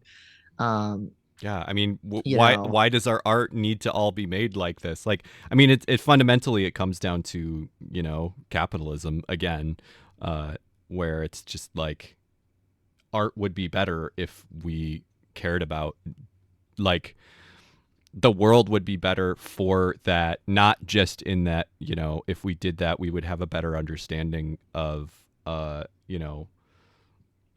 people in that situation, but like just that we would, if we cared about expanding what art can say, like there's a lot of art that just can't get made in that setting. There's a lot of people that can't, not only people with intellectual disabilities, but all kinds of different disabilities, or even just, you know, like dispositions that can't be involved in that. Hmm. And it's like that's a lot of art that we just don't get to see because we don't prioritize the, you know, full extent of what it means to be fucking human and putting that, making art around that, you know? Yeah. Yeah. If Sia was so enchanted by autistic people and wanted to tell a story about someone whose disabilities look that way, why couldn't she have just put that money into helping and funding autistic people telling their stories Yeah. and nonverbal people making art, people with intellectual disabilities making art? Um, I have a mutual on Tumblr, Pixie Sky, who paints it's in Washington, Vibrant Arts Palette or Vibrant Palette Arts, which is a just art studio for people of all ages with disabilities and um, of all different kinds of disabilities. And she just does a lot of like painting and photography. And it's just shocking, really, when you think about it, just how few of those kinds of programs we have for disabled people once they become over 18, Yeah. where they can just do what they want to do and express themselves and make their own art, and she has intellectual disability, she's nonverbal, but she can use an AAC, and so she posts all of her stuff on Tumblr and answers like questions, and she has like a Patreon for her paintings and stuff like that. um like there's a lot more we could be doing if we care about art from people who have been erased, instead of just having this really cartoonish idea of what we think intellectual disability looks like and Right. having abled people pantomime that. Yep. Yeah. Yeah. And again, it's like for the experience, like the experiences of people that are nonverbal or have intellectual disabilities, is that's incredibly important. But even just on a higher level, just like that, we want art. Like that's fucking art. Is like we want to see the human experience in its Hmm. entirety, and not just from fucking cishet white people that are rich. Like, yeah, Yeah, there's so much we miss out on. The blogger Ito Kadar, um, he is nonverbal but not intellectually disabled, but people thought he was until he was like high school age. He has a blog, Ito in Autism Land, and he now has, I think he's finishing up his college degree right now, but he was delayed, academically delayed, only because people assumed that he couldn't do any of those things just because he was nonverbal. Like there's just so yeah, much of like people's interior experience that we just completely erase um, by prioritizing verbal people and certain ways of being and communicating, and that does really bias our art and our understanding of what it means to be a human being. yeah. And yeah. Shan Noss says authentic casting has been done in an animated film, Madison Bandy in Loop. Have you heard of that? I have not. That sounds very cool. Yeah, but yeah, that makes sense. Also, like for voice acting, it seems like it would be, you could make that accessible like pretty easily. Mm-hmm. Yeah, you could even do that in like they, could set that up in their house. Yeah, which would be amazing.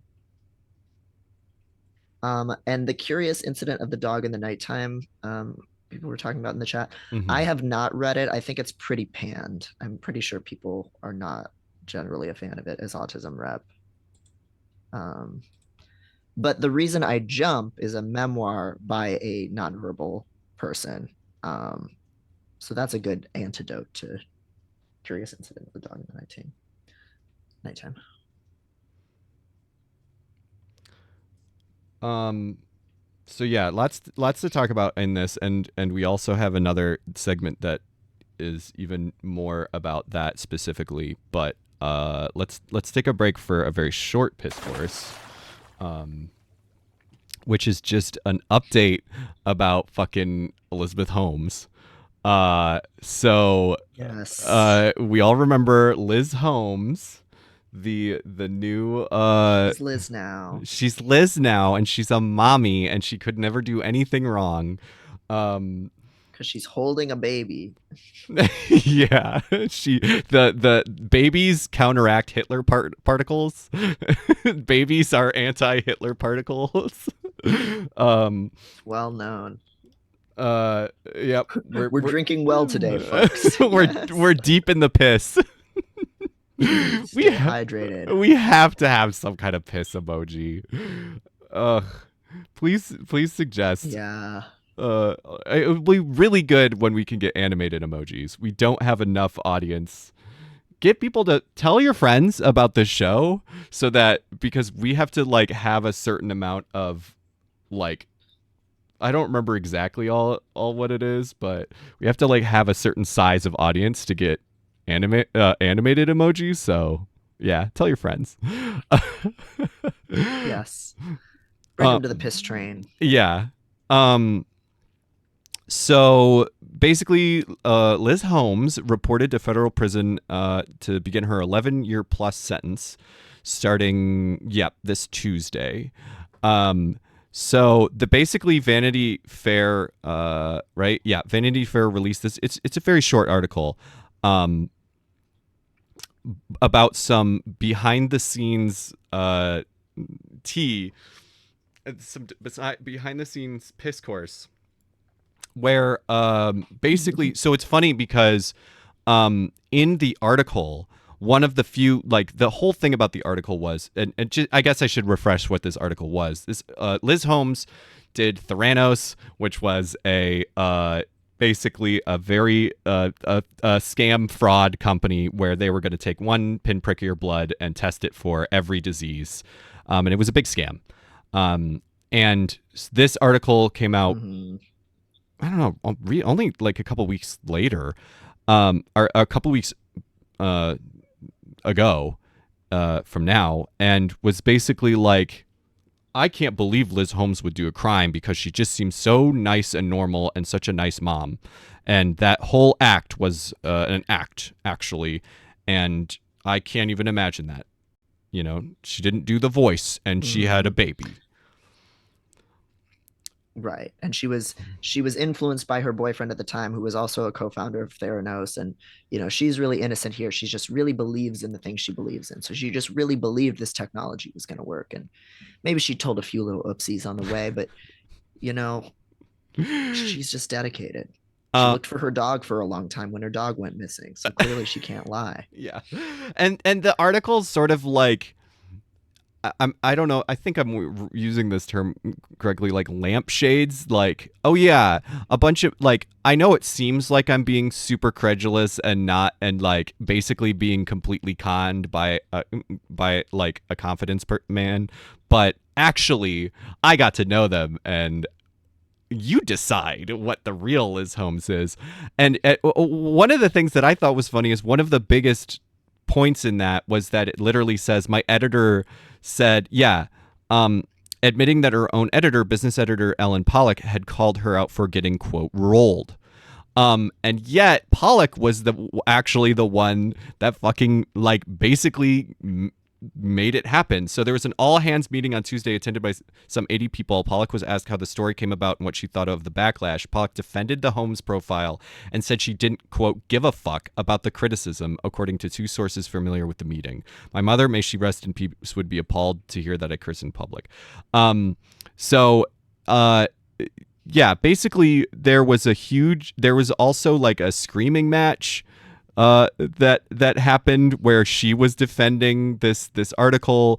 Of course, like there was people read it before it got published, and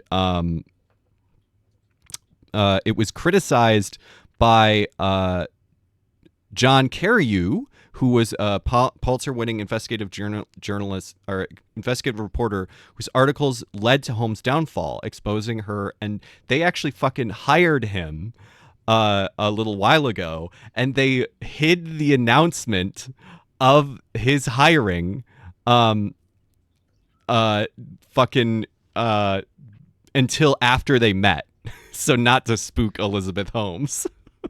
Oh my God. um, yeah, the hiring announcement was delayed by a few days, uh, and so this woman, Chozik, uh, so she spoke about it on the long form podcast. She dismissed rumors that the story had been planted by PR. Why would the PR firm call the journalist who hasn't had a byline in 3 years? Which is like, what do you? Biggest self drag. But also, yes, that's exactly who they fucking call, because that's exactly who would fucking take it. Like, you think the Right. person who Yeah. gets a byline every day needs the fucking Elizabeth Holmes story, like puff piece story? And so she directly says it was, quote, a mutual friend / acquaintance who had heard that Holmes was going to be wanting to talk and was looking for a journalist. But this fucking piece, Holmes, I'm told, got help from Risa Heller, the crisis communications maven, in brokering the Times piece, according to multiple sources. So they have according to this Wow. piece, they have multiple sources saying that it wasn't a fucking mutual friend acquaintance. It was literally the like crisis PR firm person that made this happen, and they have multiple people, like, anonymous people on the Oh, but record. once you've had a steak dinner with someone, they're your friend. So Yeah. a friend introduced them. Yeah. Oh my So God. again, not a lot here, but what is here is very spicy. Um, This is such good context though. Like, damn. yep. Yeah. So, but it's like, so there's this thread by Dan Nguyen. No, I'm not saying that I right. think it's pronounced win. Win. I Thank think you. I it's like was like, I win. knew that N was silent, but thank you. Um, uh, who I'm not familiar with. This was just came up on my Twitter. And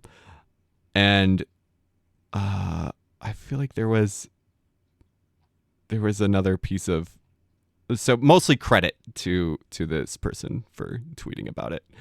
But yeah, he pointed out, like, what was even the point? Like the of this, like the decision had already been made, like when this came out. Like, it's not like she still went to Hmm. prison. I guess it's like maybe starting the like changing the view, so when her fucking, because I'm sure she's gonna get out in 2 years for good behavior or whatever the fuck. So Right. Yeah, I was just watching the amazing Sybil Shepherd, Martha Stewart biopic from the early 2000s, Martha Inc., um, which some clips of that were making the rounds the other week on Twitter, so it made me revisit it.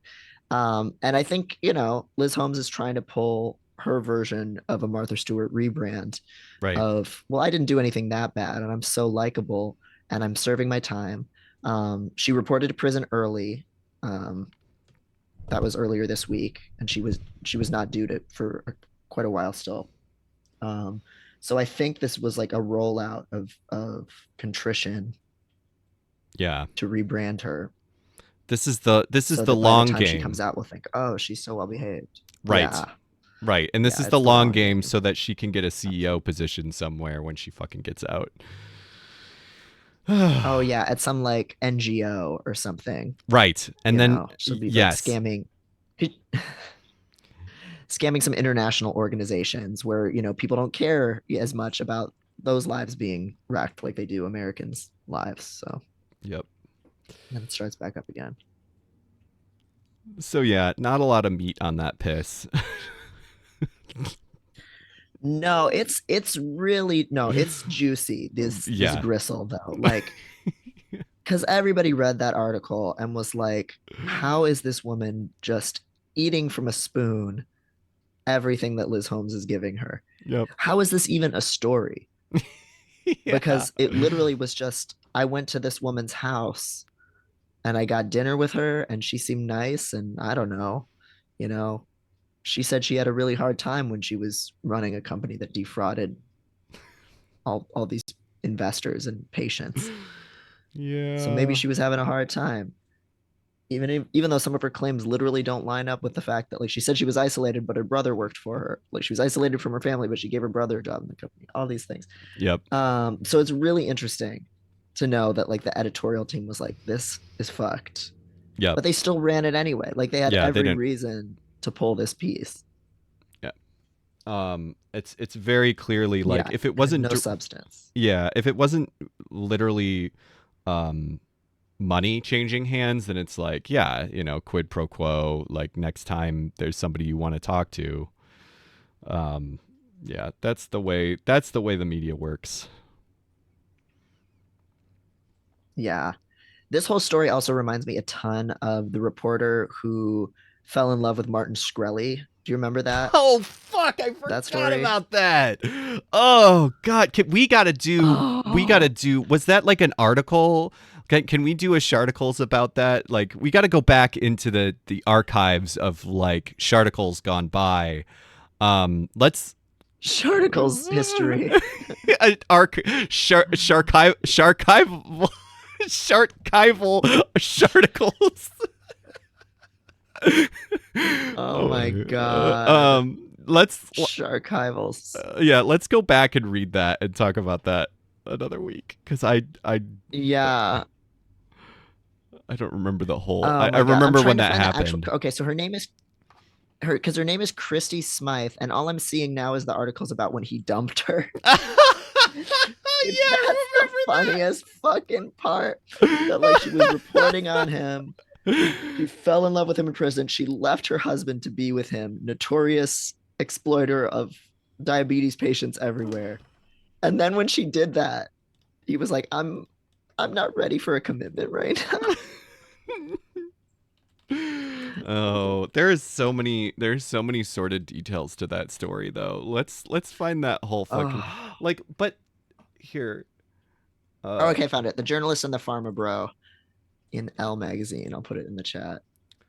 um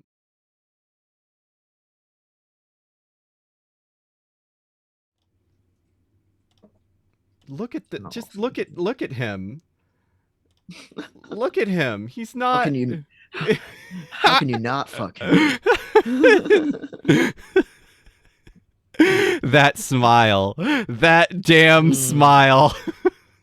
I don't mean Weasel Supreme. I shouldn't body shame him, but come on. It's how he's it's how he carries what he's been given. He's Yeah. gone full weasel mode. Come on. The faces he pulls are so smug. Shart's gone But by.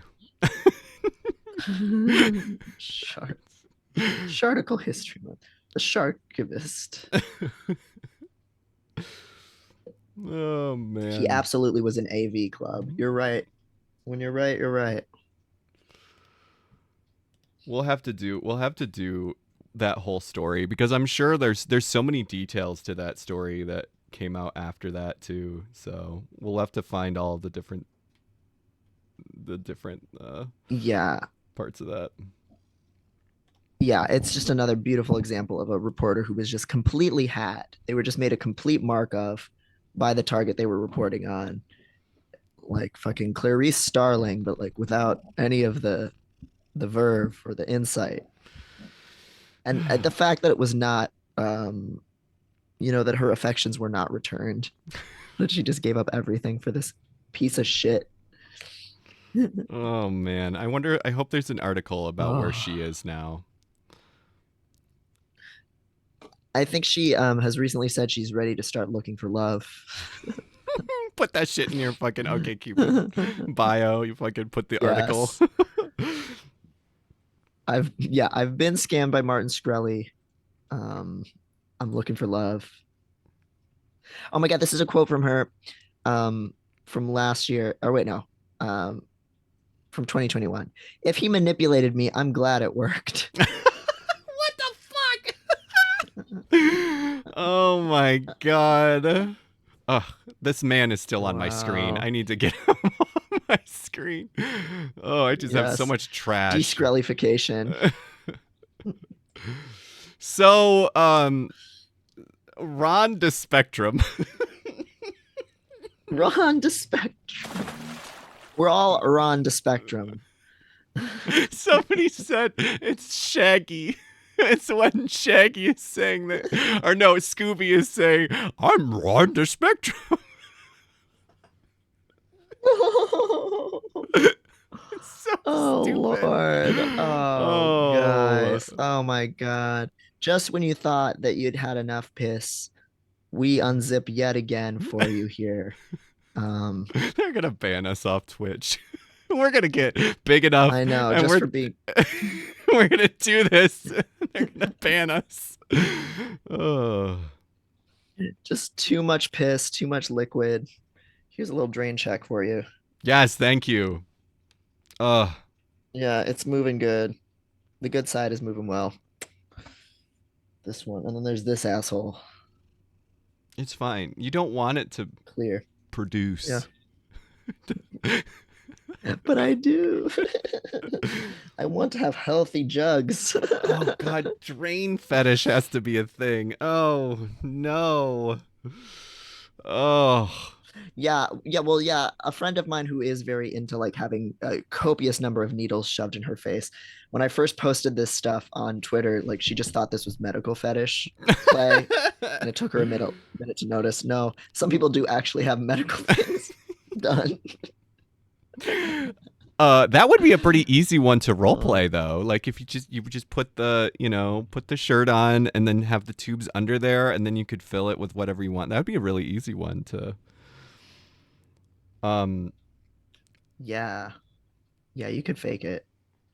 okay. I No Drain-C needed. I wasn't sure if I should ask you this, but I have to. I have to. I was trying to be Yeah, good. It's not it doesn't look like blood.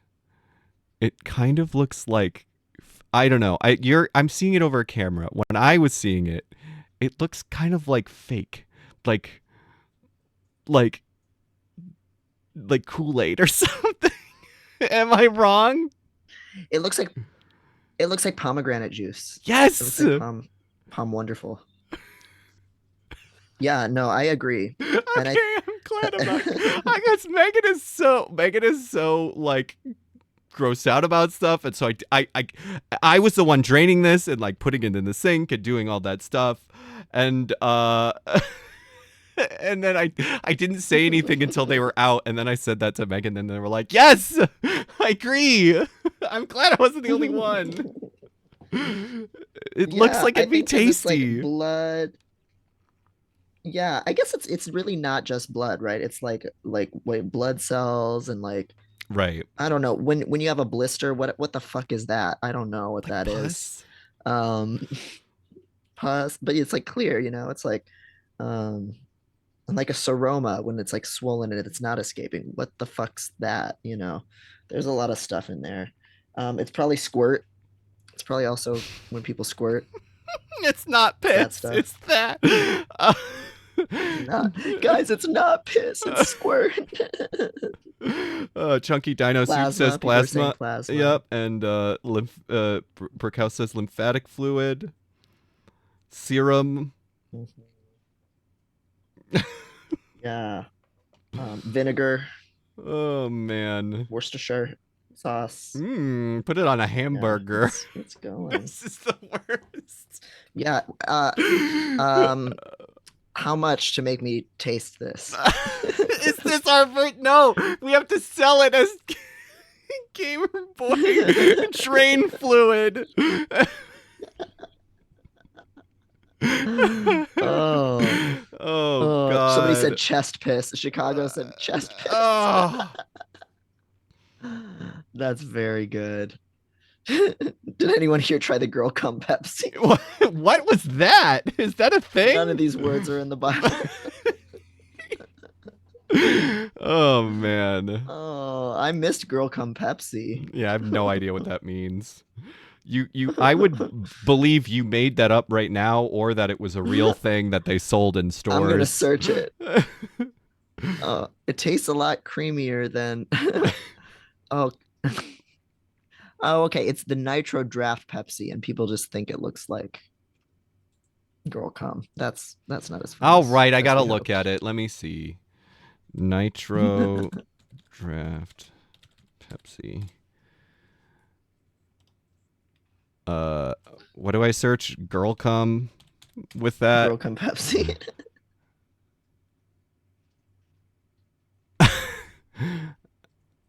uh, I don't see like a picture of it, of the liquid. Here's here's left at London. Uh, with a some kind of video from Left at London. Uh, me after She would finding, know. yeah, me after finding out that Nitro Pepsi. Here, I need to change it so I don't have to change this for you every time.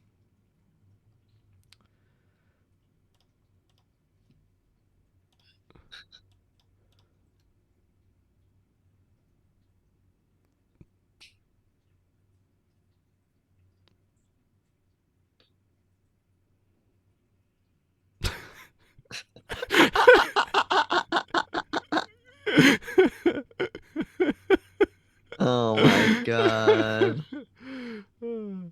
Wait, could you not hear her? Oh, That's weird. Could you guys not hear the they couldn't hear music either. Yeah.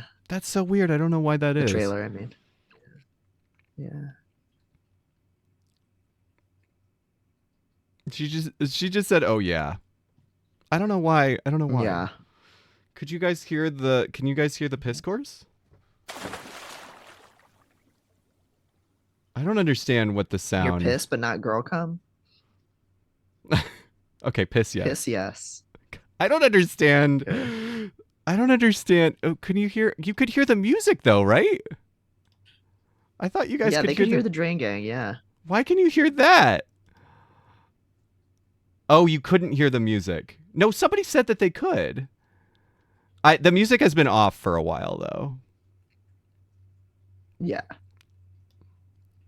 Oh, now they can't hear it now. Before they could. So something happened. Whatever. I don't understand how sound works on this. I don't understand why it's OBS. broken. Well, you're also like so many layers deep on the OBS engineering that you're doing that it's like one plug gets pulled, everything's different. Ooh. Um, but yeah. Uh, girl, come anyway. Piss course. Yeah, Ron girl to come try it. spectrum. Ron to spectrum. We're on the spectrum. We're on the spectrum. We're all of us on the spectrum. So Steve Bannon, and it's funny because just the other day, I was watching Steve Bannon's podcast, um, because he was interviewing that one actor who was in the Passion of the Christ, about his weird like QAnon movie. Because I was talking to you about Mel that. Gibson, right? No, not Mel Gibson, the guy who actually played Christ. Oh, I don't fucking know. I feel like you did say this to uh, me though. Jim Caviezel. Oh, right, Yeah, right. yeah. So it's Yeah, because I and remember being like, "What? Well, was this on the show that we had this conversation?" Because I was definitely like, I only know Jim Caviezel as a McElroy reference. To find out that he's like a QAnon right. guy was very strange to me. Yeah, I think we talked about it like prior to streaming when we were just like fucking around on stream, but like that was my first introduction to Steve Bannon having a video podcast. And I think it was just circulating clips on Twitter, but that man just like genuinely believes he's Jesus and believes that he's now a QAnon, military hero. But all of that is neither here nor there because like a week after watching that, Steve Bannon gifted us with another real delicious nugget, which on his podcast he stated he was talking about how awkward and kind of unlikable Ron DeSantis is compared to Donald Trump. Um, and he Right. said, and he was talking about DeSantis's candidacy announcement on Twitter Spaces with Elon Musk and what a flopchina that was. And he said, I know Elon's on the spectrum and Ron's a little on the spectrum, so but it's quite a bizarre launch. So that's where it first came from. This idea that DeSantis is on the spectrum. So let's first of all, so there's a lot to talk about here. First of all, I mean, what do we think? Yes. What do we think? I think we like Elon Musk has a set. He's called. I think he called himself Asperger, right? Or said he has Asperger's. Right. Yes. Um, and so yeah, Right. self-identified, even if that identification was, you know, not great terminology, but so yeah, do you know, have you seen enough video or do you know enough Ron DeSantis to Ron Sanctimonious, I think is Trump's stupid nickname for him? What do you think? Yes. Ron DeSanctimonious. I hadn't clocked that. I hadn't particularly gotten that vibe. We've talked about people that I've gotten that vibe from before, like Liz Holmes, and like Sia when all this Sia shit was going on. Like I was straight up like everything about this person screams that they're autistic, but that doesn't make any of this right. I was in the Twitter space where DeSantis announced his candidacy, so I heard that little speech, and other than that, I've mostly just been following his attacks on trans people and his wife's really weird um, Jackie Kennedy cosplaying that she's been doing with the wrong gloves, wearing evening gown gloves into like a midday event with like a casual dress. The weird LARPing that so many conservatives are doing right now in fashion. But I didn't know that much about like what he was really like interpersonally. Hadn't really clocked that he was particularly awkward or any of these things that every Republican who's like opposed to him now seems to be saying. Um, yeah. So let's bring up uh what let's bring up some visual aids for this. Um, gloves. Yeah. So this is her Jackie Kennedy thing. And then there was also like a little mini thing Mhm. where he was like, if she was a liberal, she'd be on the cover of all the fashion magazines. And it's like Honey, no. yeah. This is giving community theater. Like, Yeah. Absolutely. And but then right before this there actually was a huge thing where there's been like memes of Ron DeSantis. Let's see if this brings it up or brings up something horrible. What, like Wojaks? Because he like oh, has these yeah, like this one.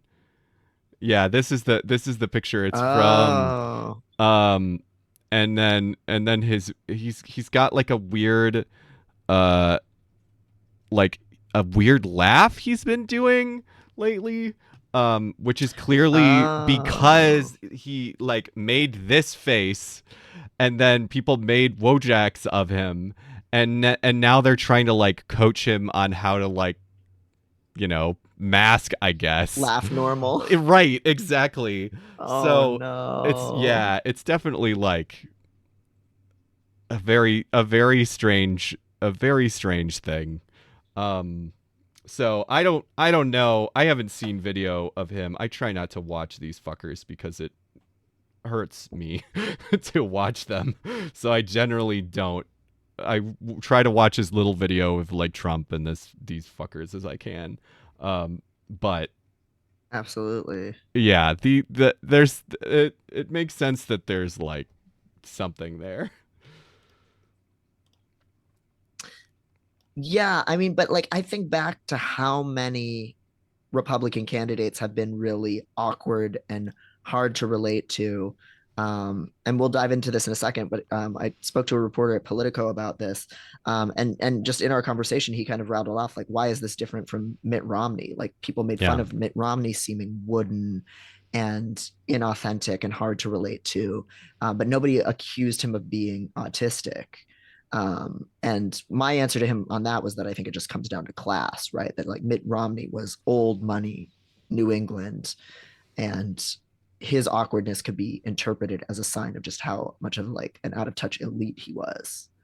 Whereas DeSantis is just kind of awkward and trying too hard and like off the mark. And the same thing's kind of true with his wife's fashion too. Like they're trying to be something, but they're not quite like hitting it. And so that's what's being penalized by Republicans who they love a straight shooter, quote unquote, like Donald Trump, who feels very unpracticed and loose, um, and just talks off the cuff or whatever.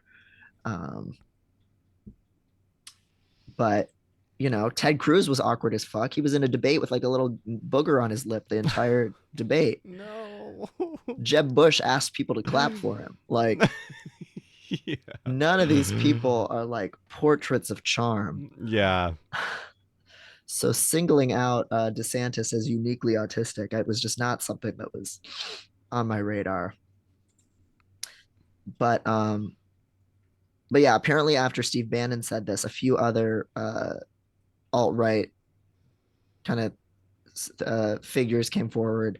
Laura Trump Loomer, supporter, because there's that's Trump supporters. the big war right now is like Trump versus DeSantis, Mm-hmm. because they're running. Um, Yeah. Oh, have a good night, Seb. Thanks for being here. yeah, Talk to thanks you for hanging out.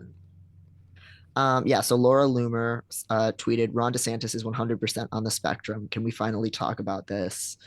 Um, Brendan Dilley of the Dilley Show and a Trump supporter wrote, "We have sound reason to believe DeSantis is on the spectrum."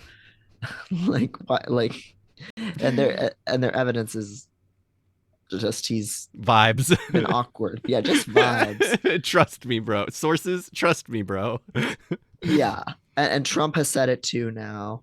Um, but this is also the same presidential candidate who made fun of a physically disabled reporter by doing like the pantomime of like a kind of a arm stim and like an insulting voice. So like this is just something that's like in their toy bag, those kinds of conservatives that to show someone's unelectable, like just say they're disabled. It very much is worrying in that it's easy to imagine autism becoming like a culture war thing, um, especially because I think that DeSantis in some ways is like has actually shown some progress on the like culture war bullshit, because he like progress in their mind because he's turned Florida into a transphobic fascist state, which is really terrifying. Um, like DeSantis worries me. It's weird because I think he still doesn't have the cult that Trump does, but he's been more effective than Trump ever was, and I think that's like like I'm I'm honestly in some ways would be more worried about a DeSantis presidency than a Trump presidency, because Trump just kind of Yeah. like has that, like he just does whatever the fuck, and Mm-hmm. like doesn't necessarily push shit more so than any other terrible politician. But Ron DeSantis doesn't have the cult and kind of has to like prove himself that he, is going to fight the woke, and has, you know, gone farther than anybody else in the country as far as, that's his thing, is that, the trans people are groomers and they're trying to hurt your kids. Um, Yeah, yeah. You said DeSantis is more successful than Trump, and it really just comes down to which either of those two politicians defines as success. Because I think right. Trump was never motivated by anything but attention, Right. And so he was very effective at doing whatever would keep attention on him, whether that was kissing a gay flag 1 minute and then writing out Title IX protections for gay students the next, you Right. know. And this also was like kind of a debate when Mike Pence was still in the running for the presidency, that he's someone who has enacted legislation in Indiana that has really stripped HIV positive people of health care and made life hell for queer kids in schools. Like he was a more effective politician, and seen as more, but also seen as more respectable by the Republican establishment and by Washington insiders, regardless of party. So there's Mm-hmm. this weird divide where, yeah, Trump is really good at getting votes and getting a lot of attention, but he doesn't believe in anything. Right. And so that's the weird power that he's had in courting like conservatives or Christian conservatives is something that it seems like mainstream Republicans, they want to capture that power and harness it for themselves. So then they have these figures that are, oh, this person's really conservative and they're really Christian. But it was never actually that. That was the magic sauce. None of these people actually even believe in any of this shit they're doing, you know? Like, Right. um, It is giving people license to, you know, for white supremacy and, you know, like cishet hegemony and like scapegoating, really, because that is the fundamentally what fascism is about, is naming an other and blaming them for like being degenerates and ruining the culture and scapegoating them to the point where you do a genocide. Like that's fascism. That's how what it does. And it's really worrying how focused the right is right now on trans people as that scapegoat and as that symbolism of you know the fall of Western society. um so yeah, absolutely. I'd be more, because Trump just kind of has this thing where he can kind of do whatever he wants and people love him, but Ron DeSantis doesn't have that, and he needs to do extremely fucked up shit for people to see him as being the strong man. Mm-hmm. So Yeah, fascists need this illusion of a forever war. It's a cult of activity for activity's sake, right? That's like the Umberto Eco quote, I think it is. This idea of just it's a death cult too, right? Where you're just like locked in a valiant struggle and your own life doesn't matter, people's individual quality of lives don't matter. It's all about just kind of advancing your wins while kind of like preserving this idea of a culture that it doesn't hold up to scrutiny for even a second. And that's why his wife can get away with wearing really bad cosplay of a Democratic first lady. Doesn't really make sense, but it signals, all it has to signal to their base is an idea of classiness and right, femininity right. and traditionalism. You don't have to even think any closer than that, like about the fact that she was, Catholic and that was considered strange at the time, or like that she was Mm-hmm. a Democrat and that her husband, was in favor of a lot of civil rights legislation. Like none of that even matters. It's just these signifiers and because they don't have to be literate about any of that stuff. It's like to their detriment to be. Right. I do think, speaking of things happening on Twitter, I do think it's I've been following this account that has got a lot of people, a lot of like attention on Twitter, Dye Workwear, who's like the men's fashion guy. Have you seen this, Devon?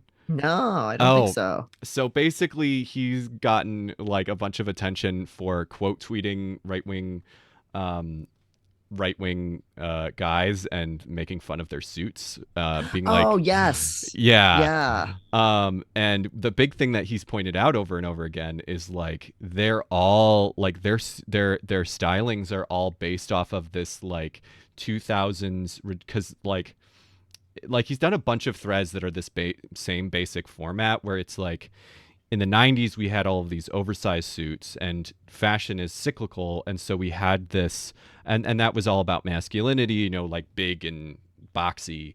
And then as a reaction to that, men's fashion started getting like in the 2000s started like playing with more form-fitting stuff, like, and that's when we started seeing like skinny jeans, and but also suits followed suit. uh like, Mhm. lots of like super form-fitting suits, and so now that is much more in the mainstream. But like originally that was a huge um like culture war thing about like, skinny jeans and like that's not manly and metrosexuality and all that shit. But it's so funny because they don't like the people on the right are so like just trend chasers without understanding like context, that they all Mhm. are like wearing suits inspired by this 2000s like like um like skinny small suit fashion type stuff, and they're all doing it really poorly. Like there's a like mostly what he's been pointing out on Twitter is like, people that it's not just a tight well fitted suit, it's like a suit that's just too small and you can see like, Mhm. and there's all of these different like, ways that he's dunking on them for having very ill fitting suits. um Yeah. I and just saw one today where he was talking about Matt Walsh was wearing a jacket that was so tight and cropped that it is more of a woman's wear, like right. silhouette. Yeah. Right. And it's like, but it doesn't matter, it's just like it's again pointing out hypocrisy and how that doesn't actually help. It's entertaining, but it's Mhm. like, and for the most part it's like it doesn't matter. Like they don't care about the actual things they purport to care about. They just, you know, are trying to gain power for power's sake, to punish the others, and the people that are other, and reward the people that are in the in group. Right. Yeah. Yeah. So they aren't troubled by the fact that they're wearing a tapered leg or a skinny jean that in the early 2000s would have been called gay and like somebody of their ideology would have been against. And that the only reason it's in fashion now is because of like these struggles. Like if it's cool now, they'll do it. Like Right. they just want what is because that's populism, like that's conservative populism. You just appeal to the masses. You just do things that are kind of trendy because you just want to froth up the public into giving you their support and you want to feel good and yeah, you don't need any deeper historical context Yep. because you're not supposed to think. You're an authoritarian. Yeah.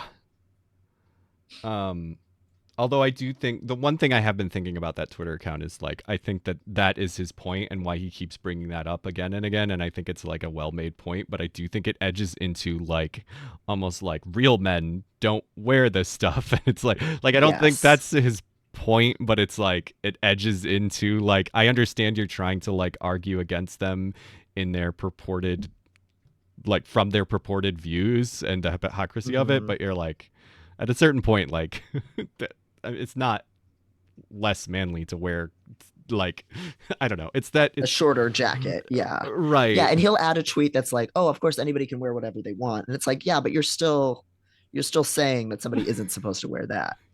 Like, Yeah.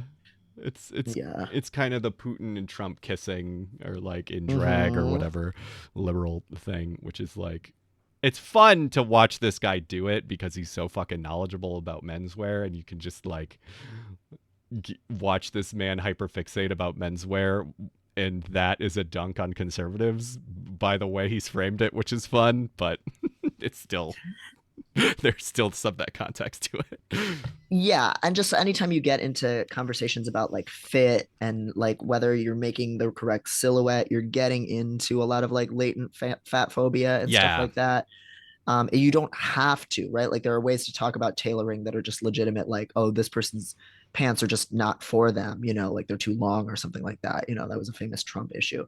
It doesn't have to always be that, but most of the time, once you get into conversations about this person's silhouette's wrong or they're wearing something that's not the right size for them, it's usually that means you can see their body in a way that you're not supposed to see it to be professional. Mm-hmm. Um, and and that was another thing that I kind of brought up in talking to the Politico reporter about the Ron DeSantis stuff was just how the world of politics is so superficial. It's just based in, kissing babies and having like hot takes during, or like, astute little bon mots during a debate, and just responding to a lot of unexpected questions and situations, and looking good, like there's just so much superficiality like bled into all of it. And so singling out one politician who isn't good at living up to those superficialities, like it misses the whole point of the fact that like participating in politics, a lot of autistic and other neurodivergent people are just closed out from it, and Mm-hmm. disabled people, because they just don't have the right look to even start with by these standards. Like you can't look, masculine enough, or like thin enough, or tall enough, or whatever. Right. Um, or you just can't be under those kinds of like, you know, flashing bright lights of like scrutiny all the time. Um, and so like when we single out one person for not being able to meet those really, really narrow standards of what it means to be like a respectable, strong politician, like you have to be masculine, you have to be well spoken, all this Right. stuff, like that's buying into that idea that that's like what a politician needs to be, which itself is like inherently ableist. You know what I mean? Right. So yeah, I put this link in the chat because I thought it was definitely cool that they reached out to you and a bunch of other autistic uh not necessarily people. Yeah, yeah. My boy Eric Garcia, autistic DC reporter. It's glad to see him in here. Barry Present. Um and yeah, this article is basically just like the reaction from autistic influencers. I guess. Basically being like, yeah, it's not great, and it's the mostly the same things we've been saying. Um, yeah, I think it's I'm glad that this was written and you know put somewhere. Um, Yeah, I was really happy with the level of work that this journalist put in, that he interviewed this many different people who really like represent kind of like major voices in the community. Um, right. and just talking to him on the phone, he seemed very like thoughtful and could see multiple different sides of ways, the potential impacts of this going on. Like Michael Schaefer, there's by the way, is Michael Schaefer. who the reporter Yeah, is. Um, yeah. I, Um, they only have a very short quote from you. Let's see if mhm. I can find it. Yeah, I can't even remember what it was. It was just like the speculation so far is being done completely in bad faith, says Devon Price, an autism-focused social psychologist and author of Unmasking Autism.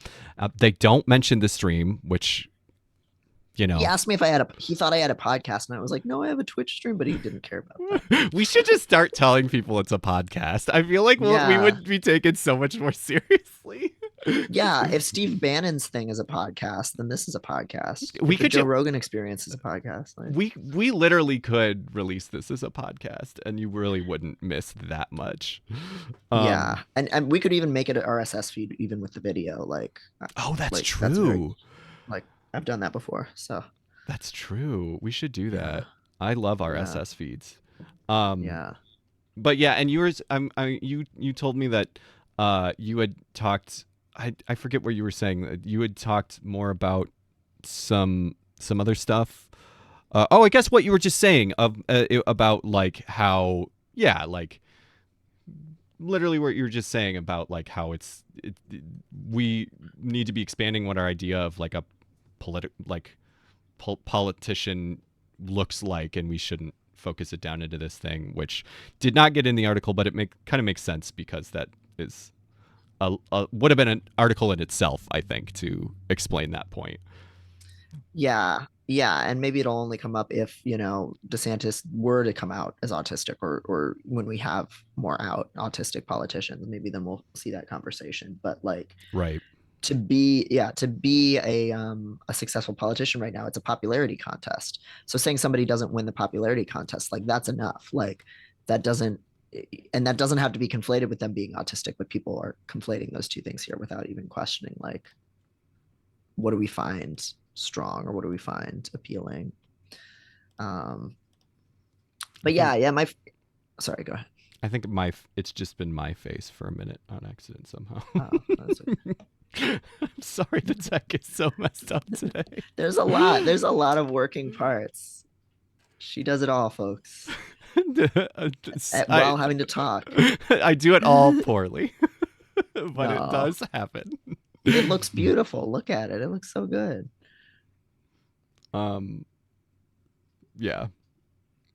But I forget if I said this on stream. It only occurred to me recently that this is a talk show and that is how I need to describe it to people. Oh, like people who don't know what Twitch is, you just Well, tell them. even people that know what Twitch is, because when people hear Twitch, they're like, "Oh, you play video games," and it's like, "Well, yes, but also I do this other thing that is like this hard to describe weird show, and it's a talk show. That's what this is. That's the easiest way to explain it." Yeah, yeah, that is what it is. That's what it's become. Mm-hmm. And I think that's what it always wanted to be. Mm-hmm. Yeah. We need to. I need to start. So, did you hear about this? You hear about this Yes.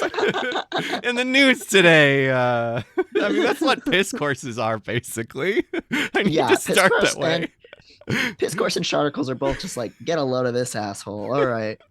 You hear about You this? hear about this, folks? Yeah. Oh my Um, god. but yeah, I had a really good conversation with Michael Schaefer. Like he asked me what I thought would happen if DeSantis did just come out as autistic. He was like, how do you think that that would shake out? Because his gut instinct was that actually wouldn't be that bad for him. Like that might be better for him if he Yeah. were to just try and like if it were true. I mean, I guess he could own it even if it weren't. But if it were true, like what would happen if he just owned it? And he shared with me some like awful 4chan post that he had seen of some, just piece of shit on there saying like, oh, we need an autistic person in the presidency. Have you seen this? I haven't seen this, Uh, but it tracks to me perfectly. they were basically just saying we need an autistic person in the presidency because we need somebody who will be unempathic enough to go after these minorities and things like that. Yeah. Um, It reminds me and it's of the conversation we were having around the Good Doctor, where it was like, yeah, the good doc, like this autistic doctor, he's like, they portray like being transphobic as being the like logical, the logical thing, and so the whole story in that episode is like, well, of course, the autistic doctor doesn't believe in, only believes in facts and logic, and so doesn't believe that trans people are women. But his arc is that he's learning to like,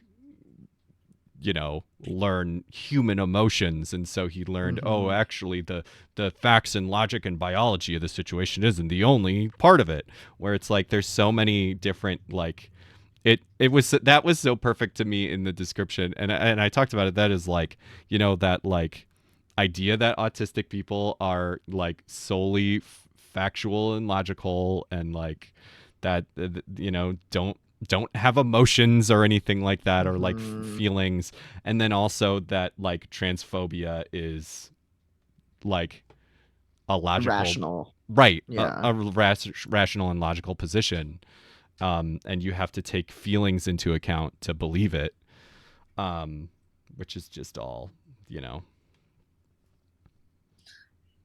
Yeah, yeah. That 4chan post that Schaefer was like citing is basically like coming from like multiple directions where like half the people on 4chan are fucking autistic, but they're also edgelord assholes and they're also very ableist against other autistic people. They're buying into the idea that autistic people have less empathy. But they're framing that as a good thing because they want there to be no empathy for minority groups or whatever. Right. Um, so Weaponized like autism is the 4chan phrase that like, mm, when they do terrible things like doxing people from one photo that they posted, like they called it weaponized autism, which, as hard as that phrase goes, it's not, doesn't Yeah. endorse the things that they do in the name, via so-called weaponized autism. Yeah, yeah. I wish weaponized autism hadn't already been claimed as a term because that could be used for a lot of cool shit. that's Uh, that's the stream. Like, yeah, yeah. I'm just loading up the Gatling gun of takes, hyperfixations.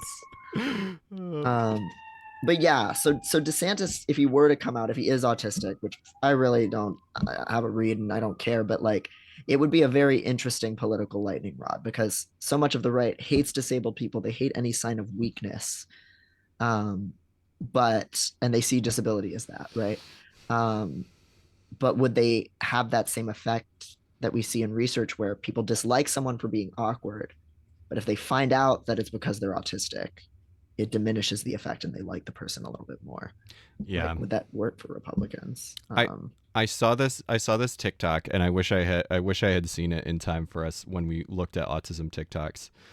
That was like a good one. That was like it was like somebody talking to themselves as if they were two different characters, and it was like, Mm-hmm. why are you so weird? Oh, it's because I'm autistic. What? You can't be autistic. You're so normal. Well, Yeah, like, uh, you just said I was weird. Yeah, because you're so yeah, weird. It's because I'm autistic. But you can't be autistic. You're so normal. Like, yeah, yeah. That weird double bind that so many different kinds of disabled people face, where it's like it's assumed that you're just not trying hard enough to do something you can do. So then if you say you can't do the thing, people think that you're faking, right. because it just doesn't fit with their worldview. Catch 22 for sure. Mm-hmm. Yeah, or you can't be autistic, you're hot. Yeah. Yeah, that's why. That's how we know that you're not autistic, Devin, and you're faking for clout. Yep. Everybody everybody's just trying to get at these drains. Everybody's just trying to suck on these autistic drains. Oh This is man. removing the autism from my body. No, we won't have a show anymore.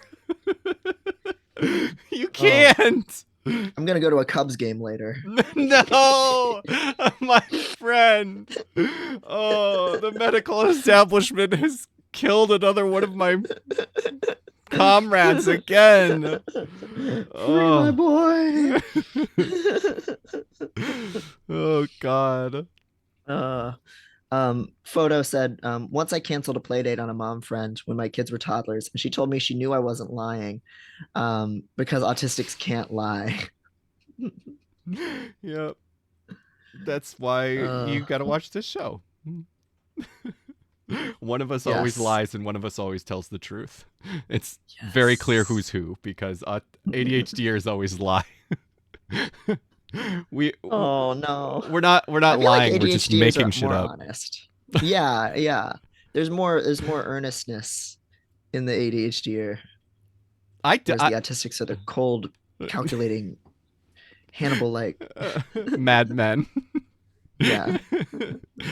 uh, But no, like it feeds into that idea, right? That like that autistic people are all innocent and babies. It's like such a weird, like how two completely different camps have completely different views of autism. Like there's the conservative yeah, and then there's like the liberal leftist, like we're all, beautiful, innocent, you know, people and we don't claim anyone who's autistic who sucks. yeah, And it's like, no, we're gonna have to reckon with this one day or another. yeah. And it I'm might be sooner. and Elon Musk is, he's identified as he's definitely autistic, and we've talked about, I think we've talked about it on the show, how it's like a lot of people are like, well, autistic people can't do evil because they have this innate sense of justice, and it's like, if your innate sense of justice is white supremacy, then that's really easy to be fascist and evil. Like, even that specific autistic trait can be, you know, you like be a fucked up thing. Yeah. Yeah, and your logic can lie to you. Like your brain can lie to you. Like you can Yeah. create all of these defenses either intentionally or to justify the things you've already done in the past. Like, Oh my God, Musk also said he was cured in another interview. Oh my Sorry? God. I missed that.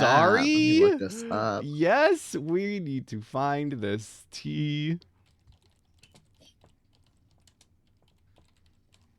I know he's been branding Neuralink as potentially, which we should talk about, Neuralink as curing autism.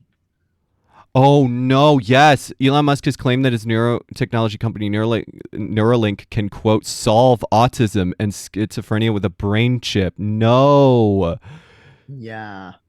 This is his Neuralink that he's killed 5 million monkeys testing. It's like I, Yeah. I joke about the numbers, but I think it is like 1,500 or something insane. It's gruesome. Yeah. Um, Yeah, that's all oh, I'm. does it link up with his breeding program, Argyle says? Yeah. Yeah, it's eugenicist. All of this is eugenicist ideology all the way down. Yeah. Mhm. Yeah, all I can find is stuff about Neuralink, which I think might be, if what they're saying is correct. Um, Musk, maybe he probably would have called it Asperger's. Yeah. Maybe he thinks he outgrew it or something.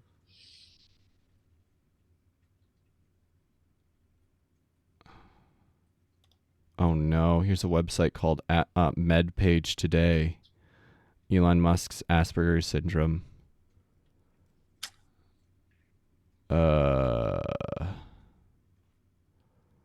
just uncritically, uh, talking about Asperger's syndrome. Uh,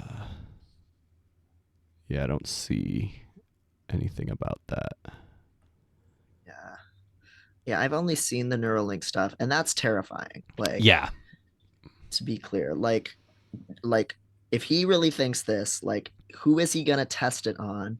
What Musk fanboys that like are autistic are gonna like volunteer to get chipped? And no matter how asinine those people are, like they don't deserve to be subjected to that any more than anybody deserves to be hit by a self-driving Tesla. yeah, Um, yeah, and there's no neurological theory behind it, even like there's no place in the brain where you can locate the autism. It's not tested with a brain scan. It's not observed that way at all.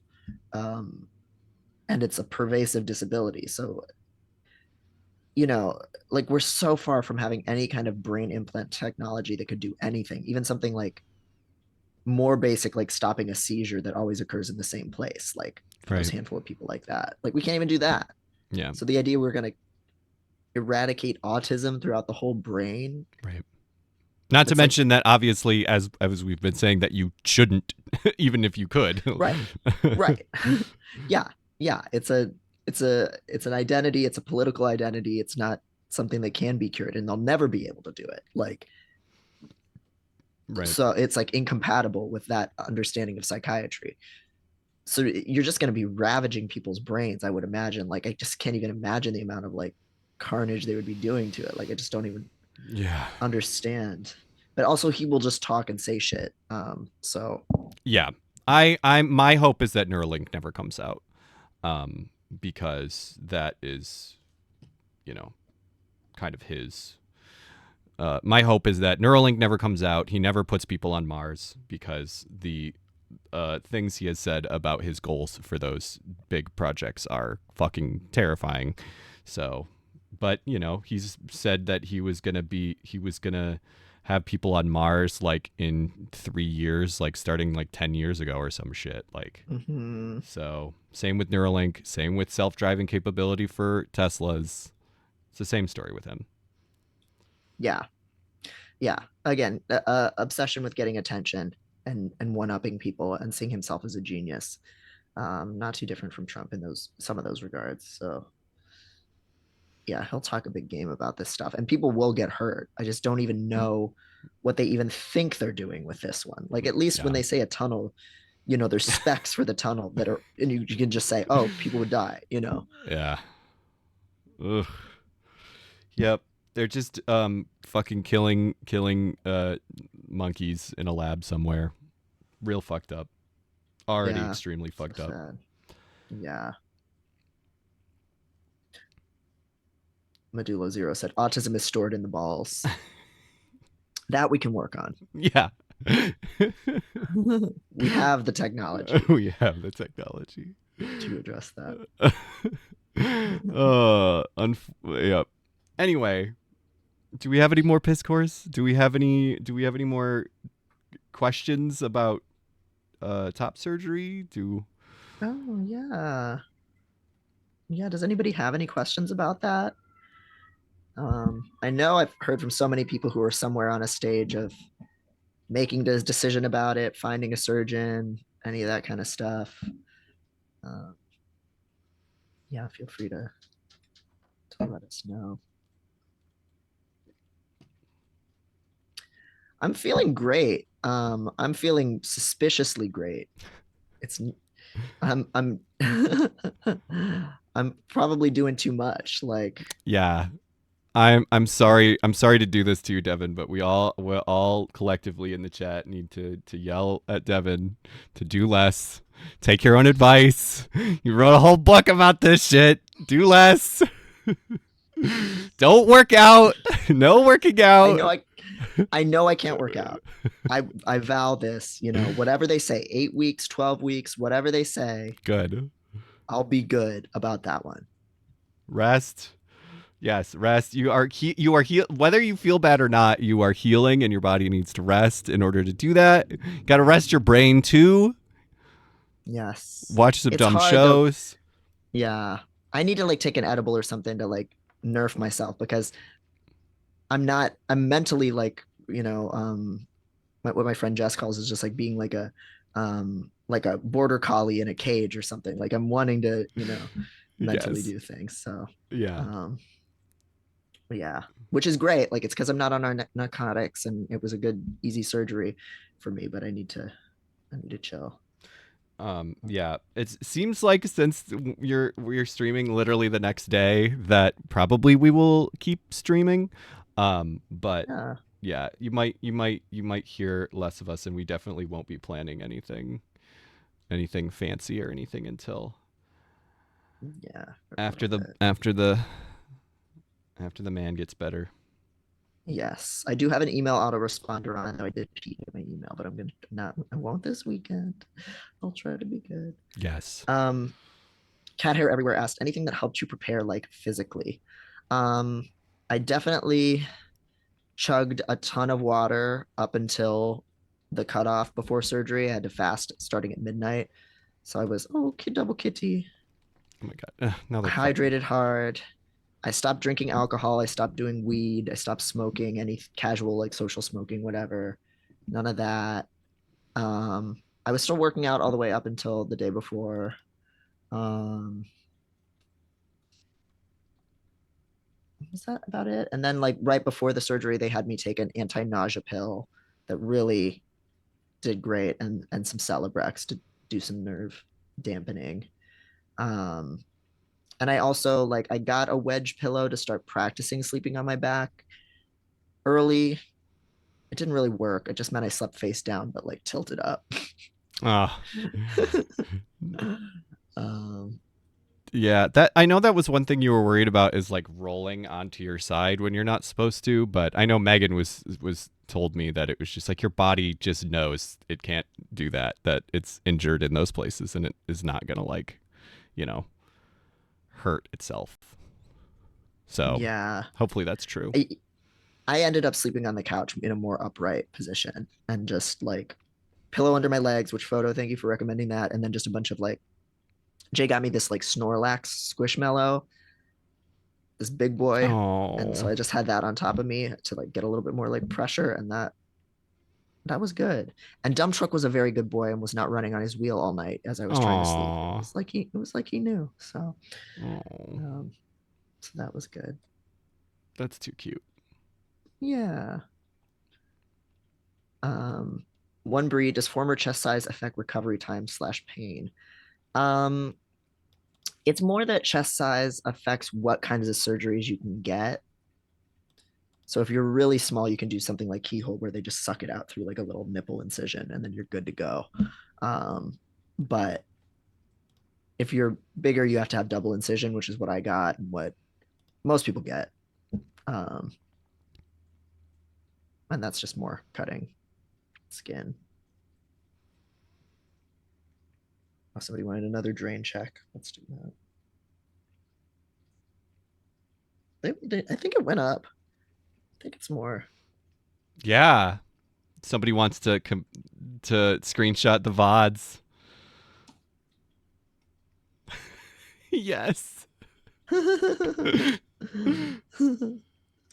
Yeah, they're going, and I can just see, the movement of the fluid in the tubes. So suction.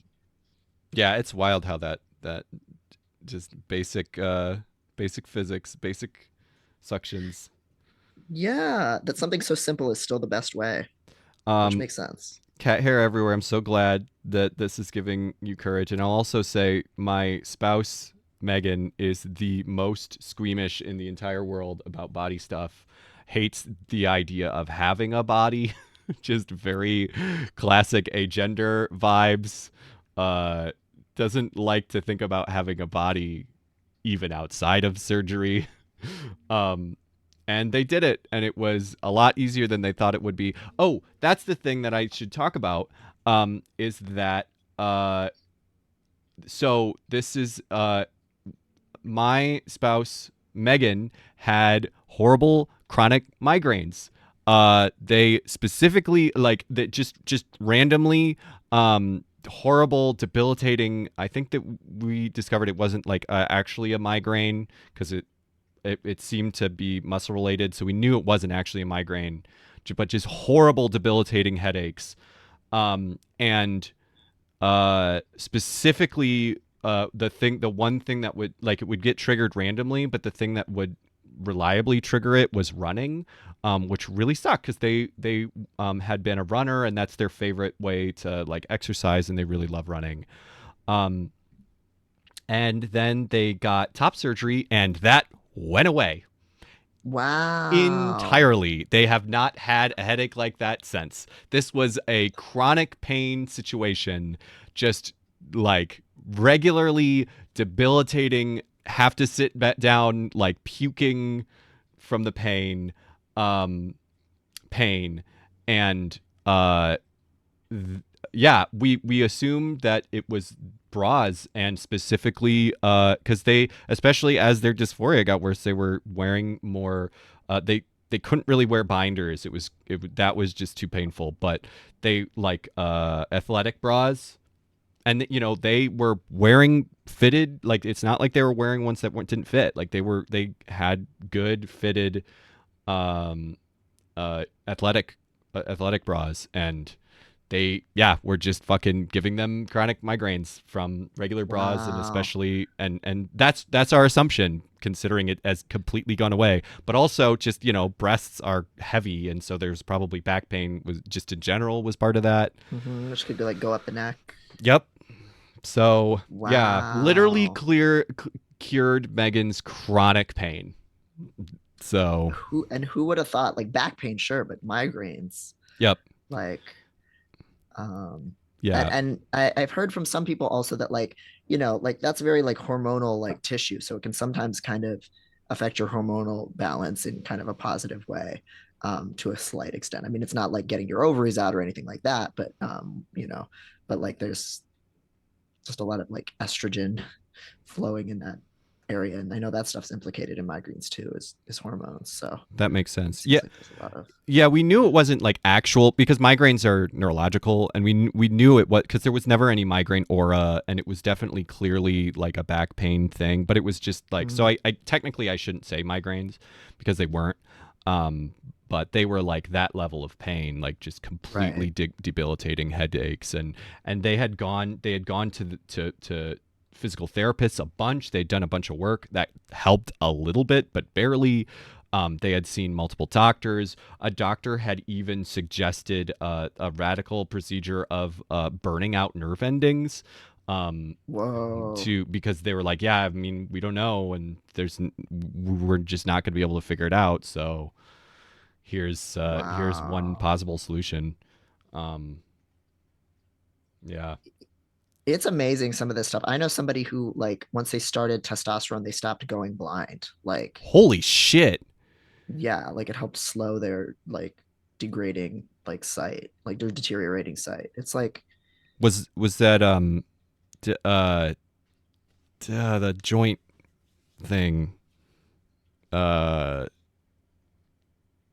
I know somebody who has it and it has blindness as a like slow coming. I can't think of it. What the yeah, I can't, I don't know what it was related to. Like it was a chronic condition they had already had. And, you know, hormones are implicated in so many things. Obviously, like we hear more about the things that it can set off and the potential negatives a lot of the time, but like sometimes it can have effects that are positive that you just have no way of predicting yeah, and all these things. unfortunately, I've heard some stories of really frustrating that when some people can't go on hormones because unfortunately they have negative effects like that. Just like Hmm. very rare random things, which really fucking sucks.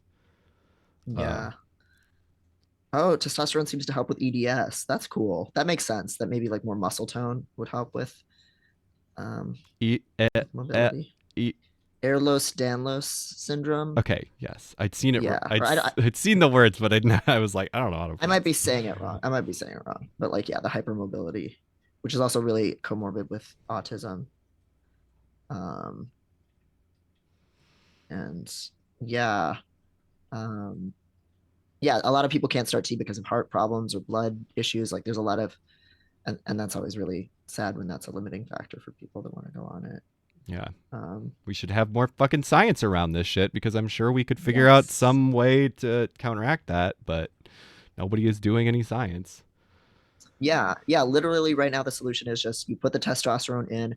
Oops, you have too much blood now. You have to just give some of your blood, like, which, or you have to stop testosterone, like, which Sounds hot. it Sounds hot. fixes it, but it sounds hot. Yeah. Well, that's when I was still afraid of giving blood. I literally thought of calling up my friend who's into all the medical play shit and was like, Can you just like drain a little bit of blood for me, but not a full pint, Oh and I'll god. pay you, you know." But but I ended up just donating blood instead. See, I'm weird because it's not a fetish or anything, but like I'll see pictures Tumblr of like people covered in blood, and I'm like, that's extremely hot. But Oh, sure. I also like have a thing about like veins. Like it's not even like needles, like because I can do an intramuscular shot, no problem. It's specifically like needles and veins and stuff like that like wigs me out. So I'm like, that's Mm. a fun thing I'll never fuck her with because ugh. Ooh, yeah.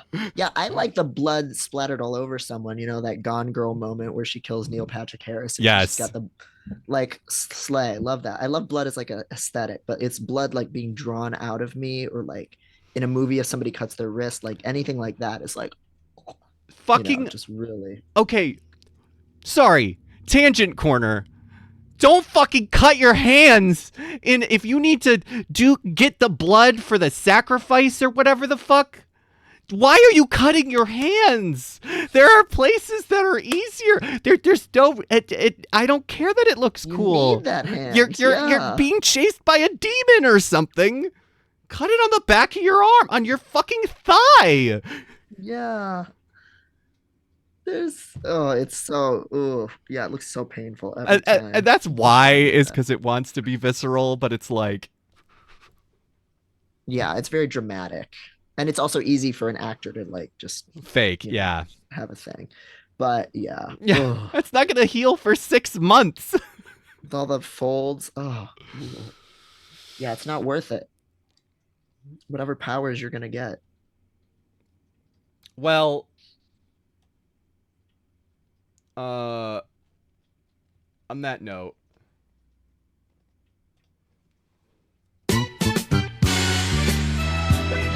we're not here Oh, do we have a oh, but do we have a freak?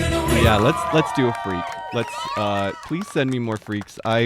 It's my favorite thing in the whole world that I get freaks. I keep forgetting I swear there's some that people have sent me various ways that I forgot to put on our sheet. Um I know I have. I know I've missed some freaks. um but yeah, let's look at a good mammal. Hopefully you guys can hear this now. Tell me if you can't. This is a kinkajou. This is, I forget if somebody sent me this. I feel like maybe somebody sent me this and I'm not remembering, but this was posted by Mr. Bearded Mr. Bean on Tumblr, and it's from the San Antonio Aquarium. Check it out. This is Zabu, the kinkajou. He's a rescue from Kingtopia, so huge shout out to them. As a kinkajou, he is native to South America. And one really cool fact is that they have a prehensile tail that they can hang from, and they can run backwards as fast as they can run forwards. Oh my God. Yeah, so I saw that. So let's look up some more kinkajou.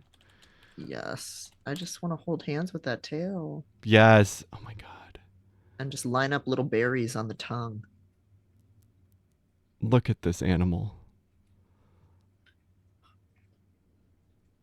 Look at this animal. Oh my God, the little fuzzy bear ears. Look at the baby. Oh my Oh fucking my God, they're god. so personable looking. Yes. Um Paris Hilton had one? No. Yeah. Oh And yes, they did no. say Kingtopia was where they rescued it from. They don't know about that stuff. They think Kingtopia is just where kinkajous live. Oh my god. Some fetishy furry needs to have a kinkajou. Oh my Sona. He's like a god. kinkajou. Kinkajou Kinkster with all the Yes. leather. Ugh. Imagine him with a little leather hat. Oh my God, yes. Oh, okay. All right. Hold on. Hold on a second. Just everybody Are you gonna make it? You gonna freak this? everybody take a second. Just give me a second. Okay. She let her cook, everybody. She's cooking. Let me Oh, cook. oh, we're in the dollhouse. Yes, we're back. Oh, Germa's still here. Sonic's still here. Solid Snake. Oh my God, here comes the kinkajou. This is live, everybody. This is what you can't do on just a stale old pre-recorded podcast. No, I need it. I need it front on. I need transparent. Yes. See, I need like a web app that will just remove backgrounds from images really easily. Yeah, you'd think that would exist already, you know? Like haven't if AI could do nothing else. Well, this is kind of going to be to the side, but that's actually really cute. Oh, that's really cute like Oh that. my God. Look at him. Wow. Look at him. That Look. is so good. And his little ears poking out. It looks perfect. Oh my It looks like he god. was just at IML. Yes. He probably just got monkeypox because apparently there's going to be another outbreak. Remove background. Remove.bg. Oh, Let's try that. oh. Literal kinkajou. Let's see. Let's see how that does with the picture of the kinkajou. Oh wow, that looks really good. That actually looks really good. We could put him on the balcony, like looking over. Yes. Oh wait. God, hold on. Uh. Yes. Oh my God, that worked perfect. Yeah, or on the Thank you, back of the One chair Bree. that somebody said. That's true. Transp said, yeah. Oh my God. Yeah, hold on. Let's take a look. Yeah.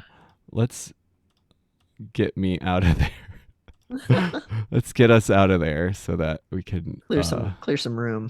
yeah.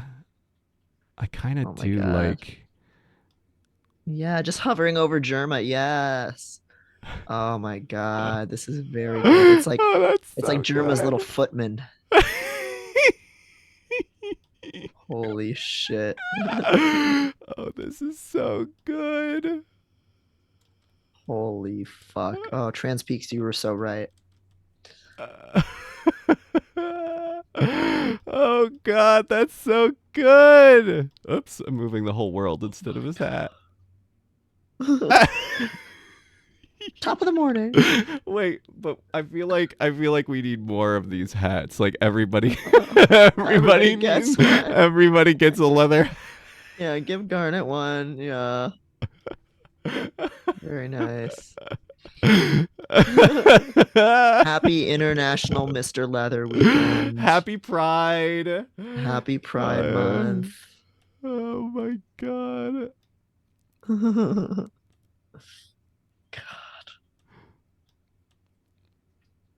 Does that look? It's a little too small. That's a little small for Germ. For Germ. I haven't checked up on what's up with Germa lately. Has he done anything unhinged? Not really. Wednesday? Not that I've seen. He's mostly just doing the normal streaming. He's preserving his energy. Mm-hmm. Oh my God. This is so good.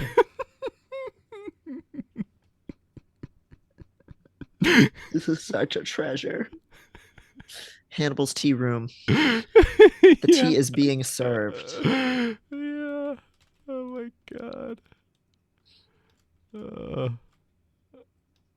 Oh, now we're just looking benevolently over Yeah. God's creation. This is so fucking good. Oh. Okay. This is better than every Jackson Pollock painting. This is high art. Put this in a literature book, like a cover of a literature book. Yeah. I feel like this Collected reader.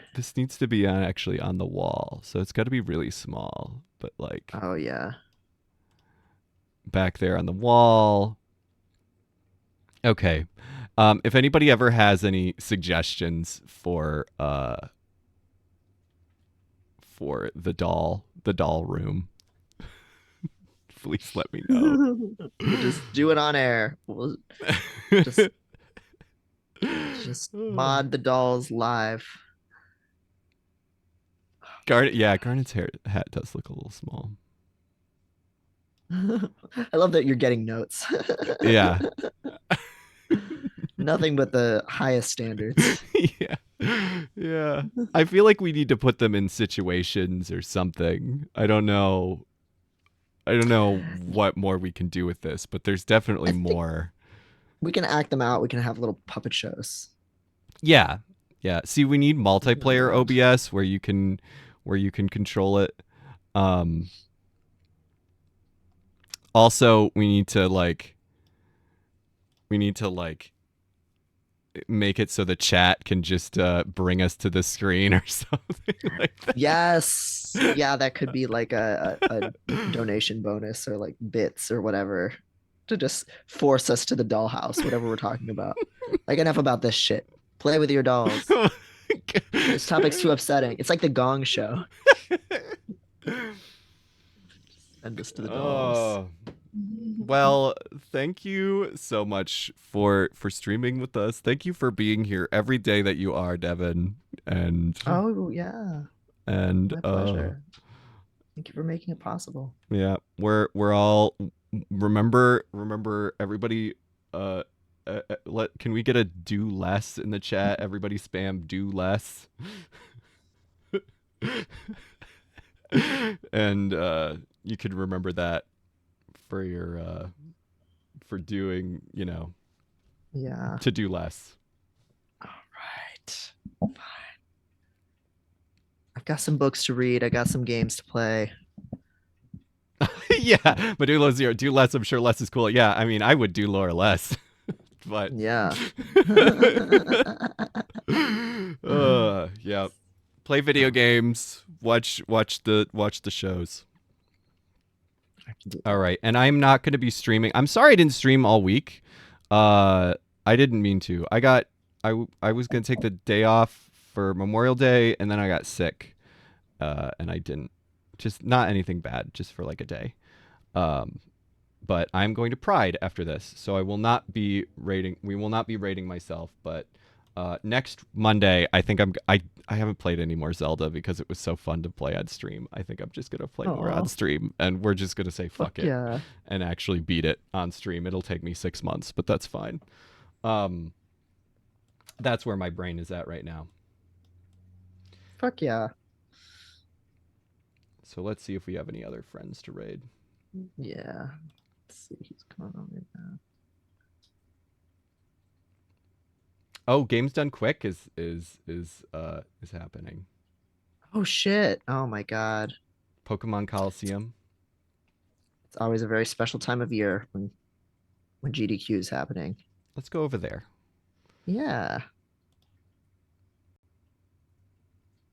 Thanks everyone for being here. And thank you, Maddie, for setting this up. Always.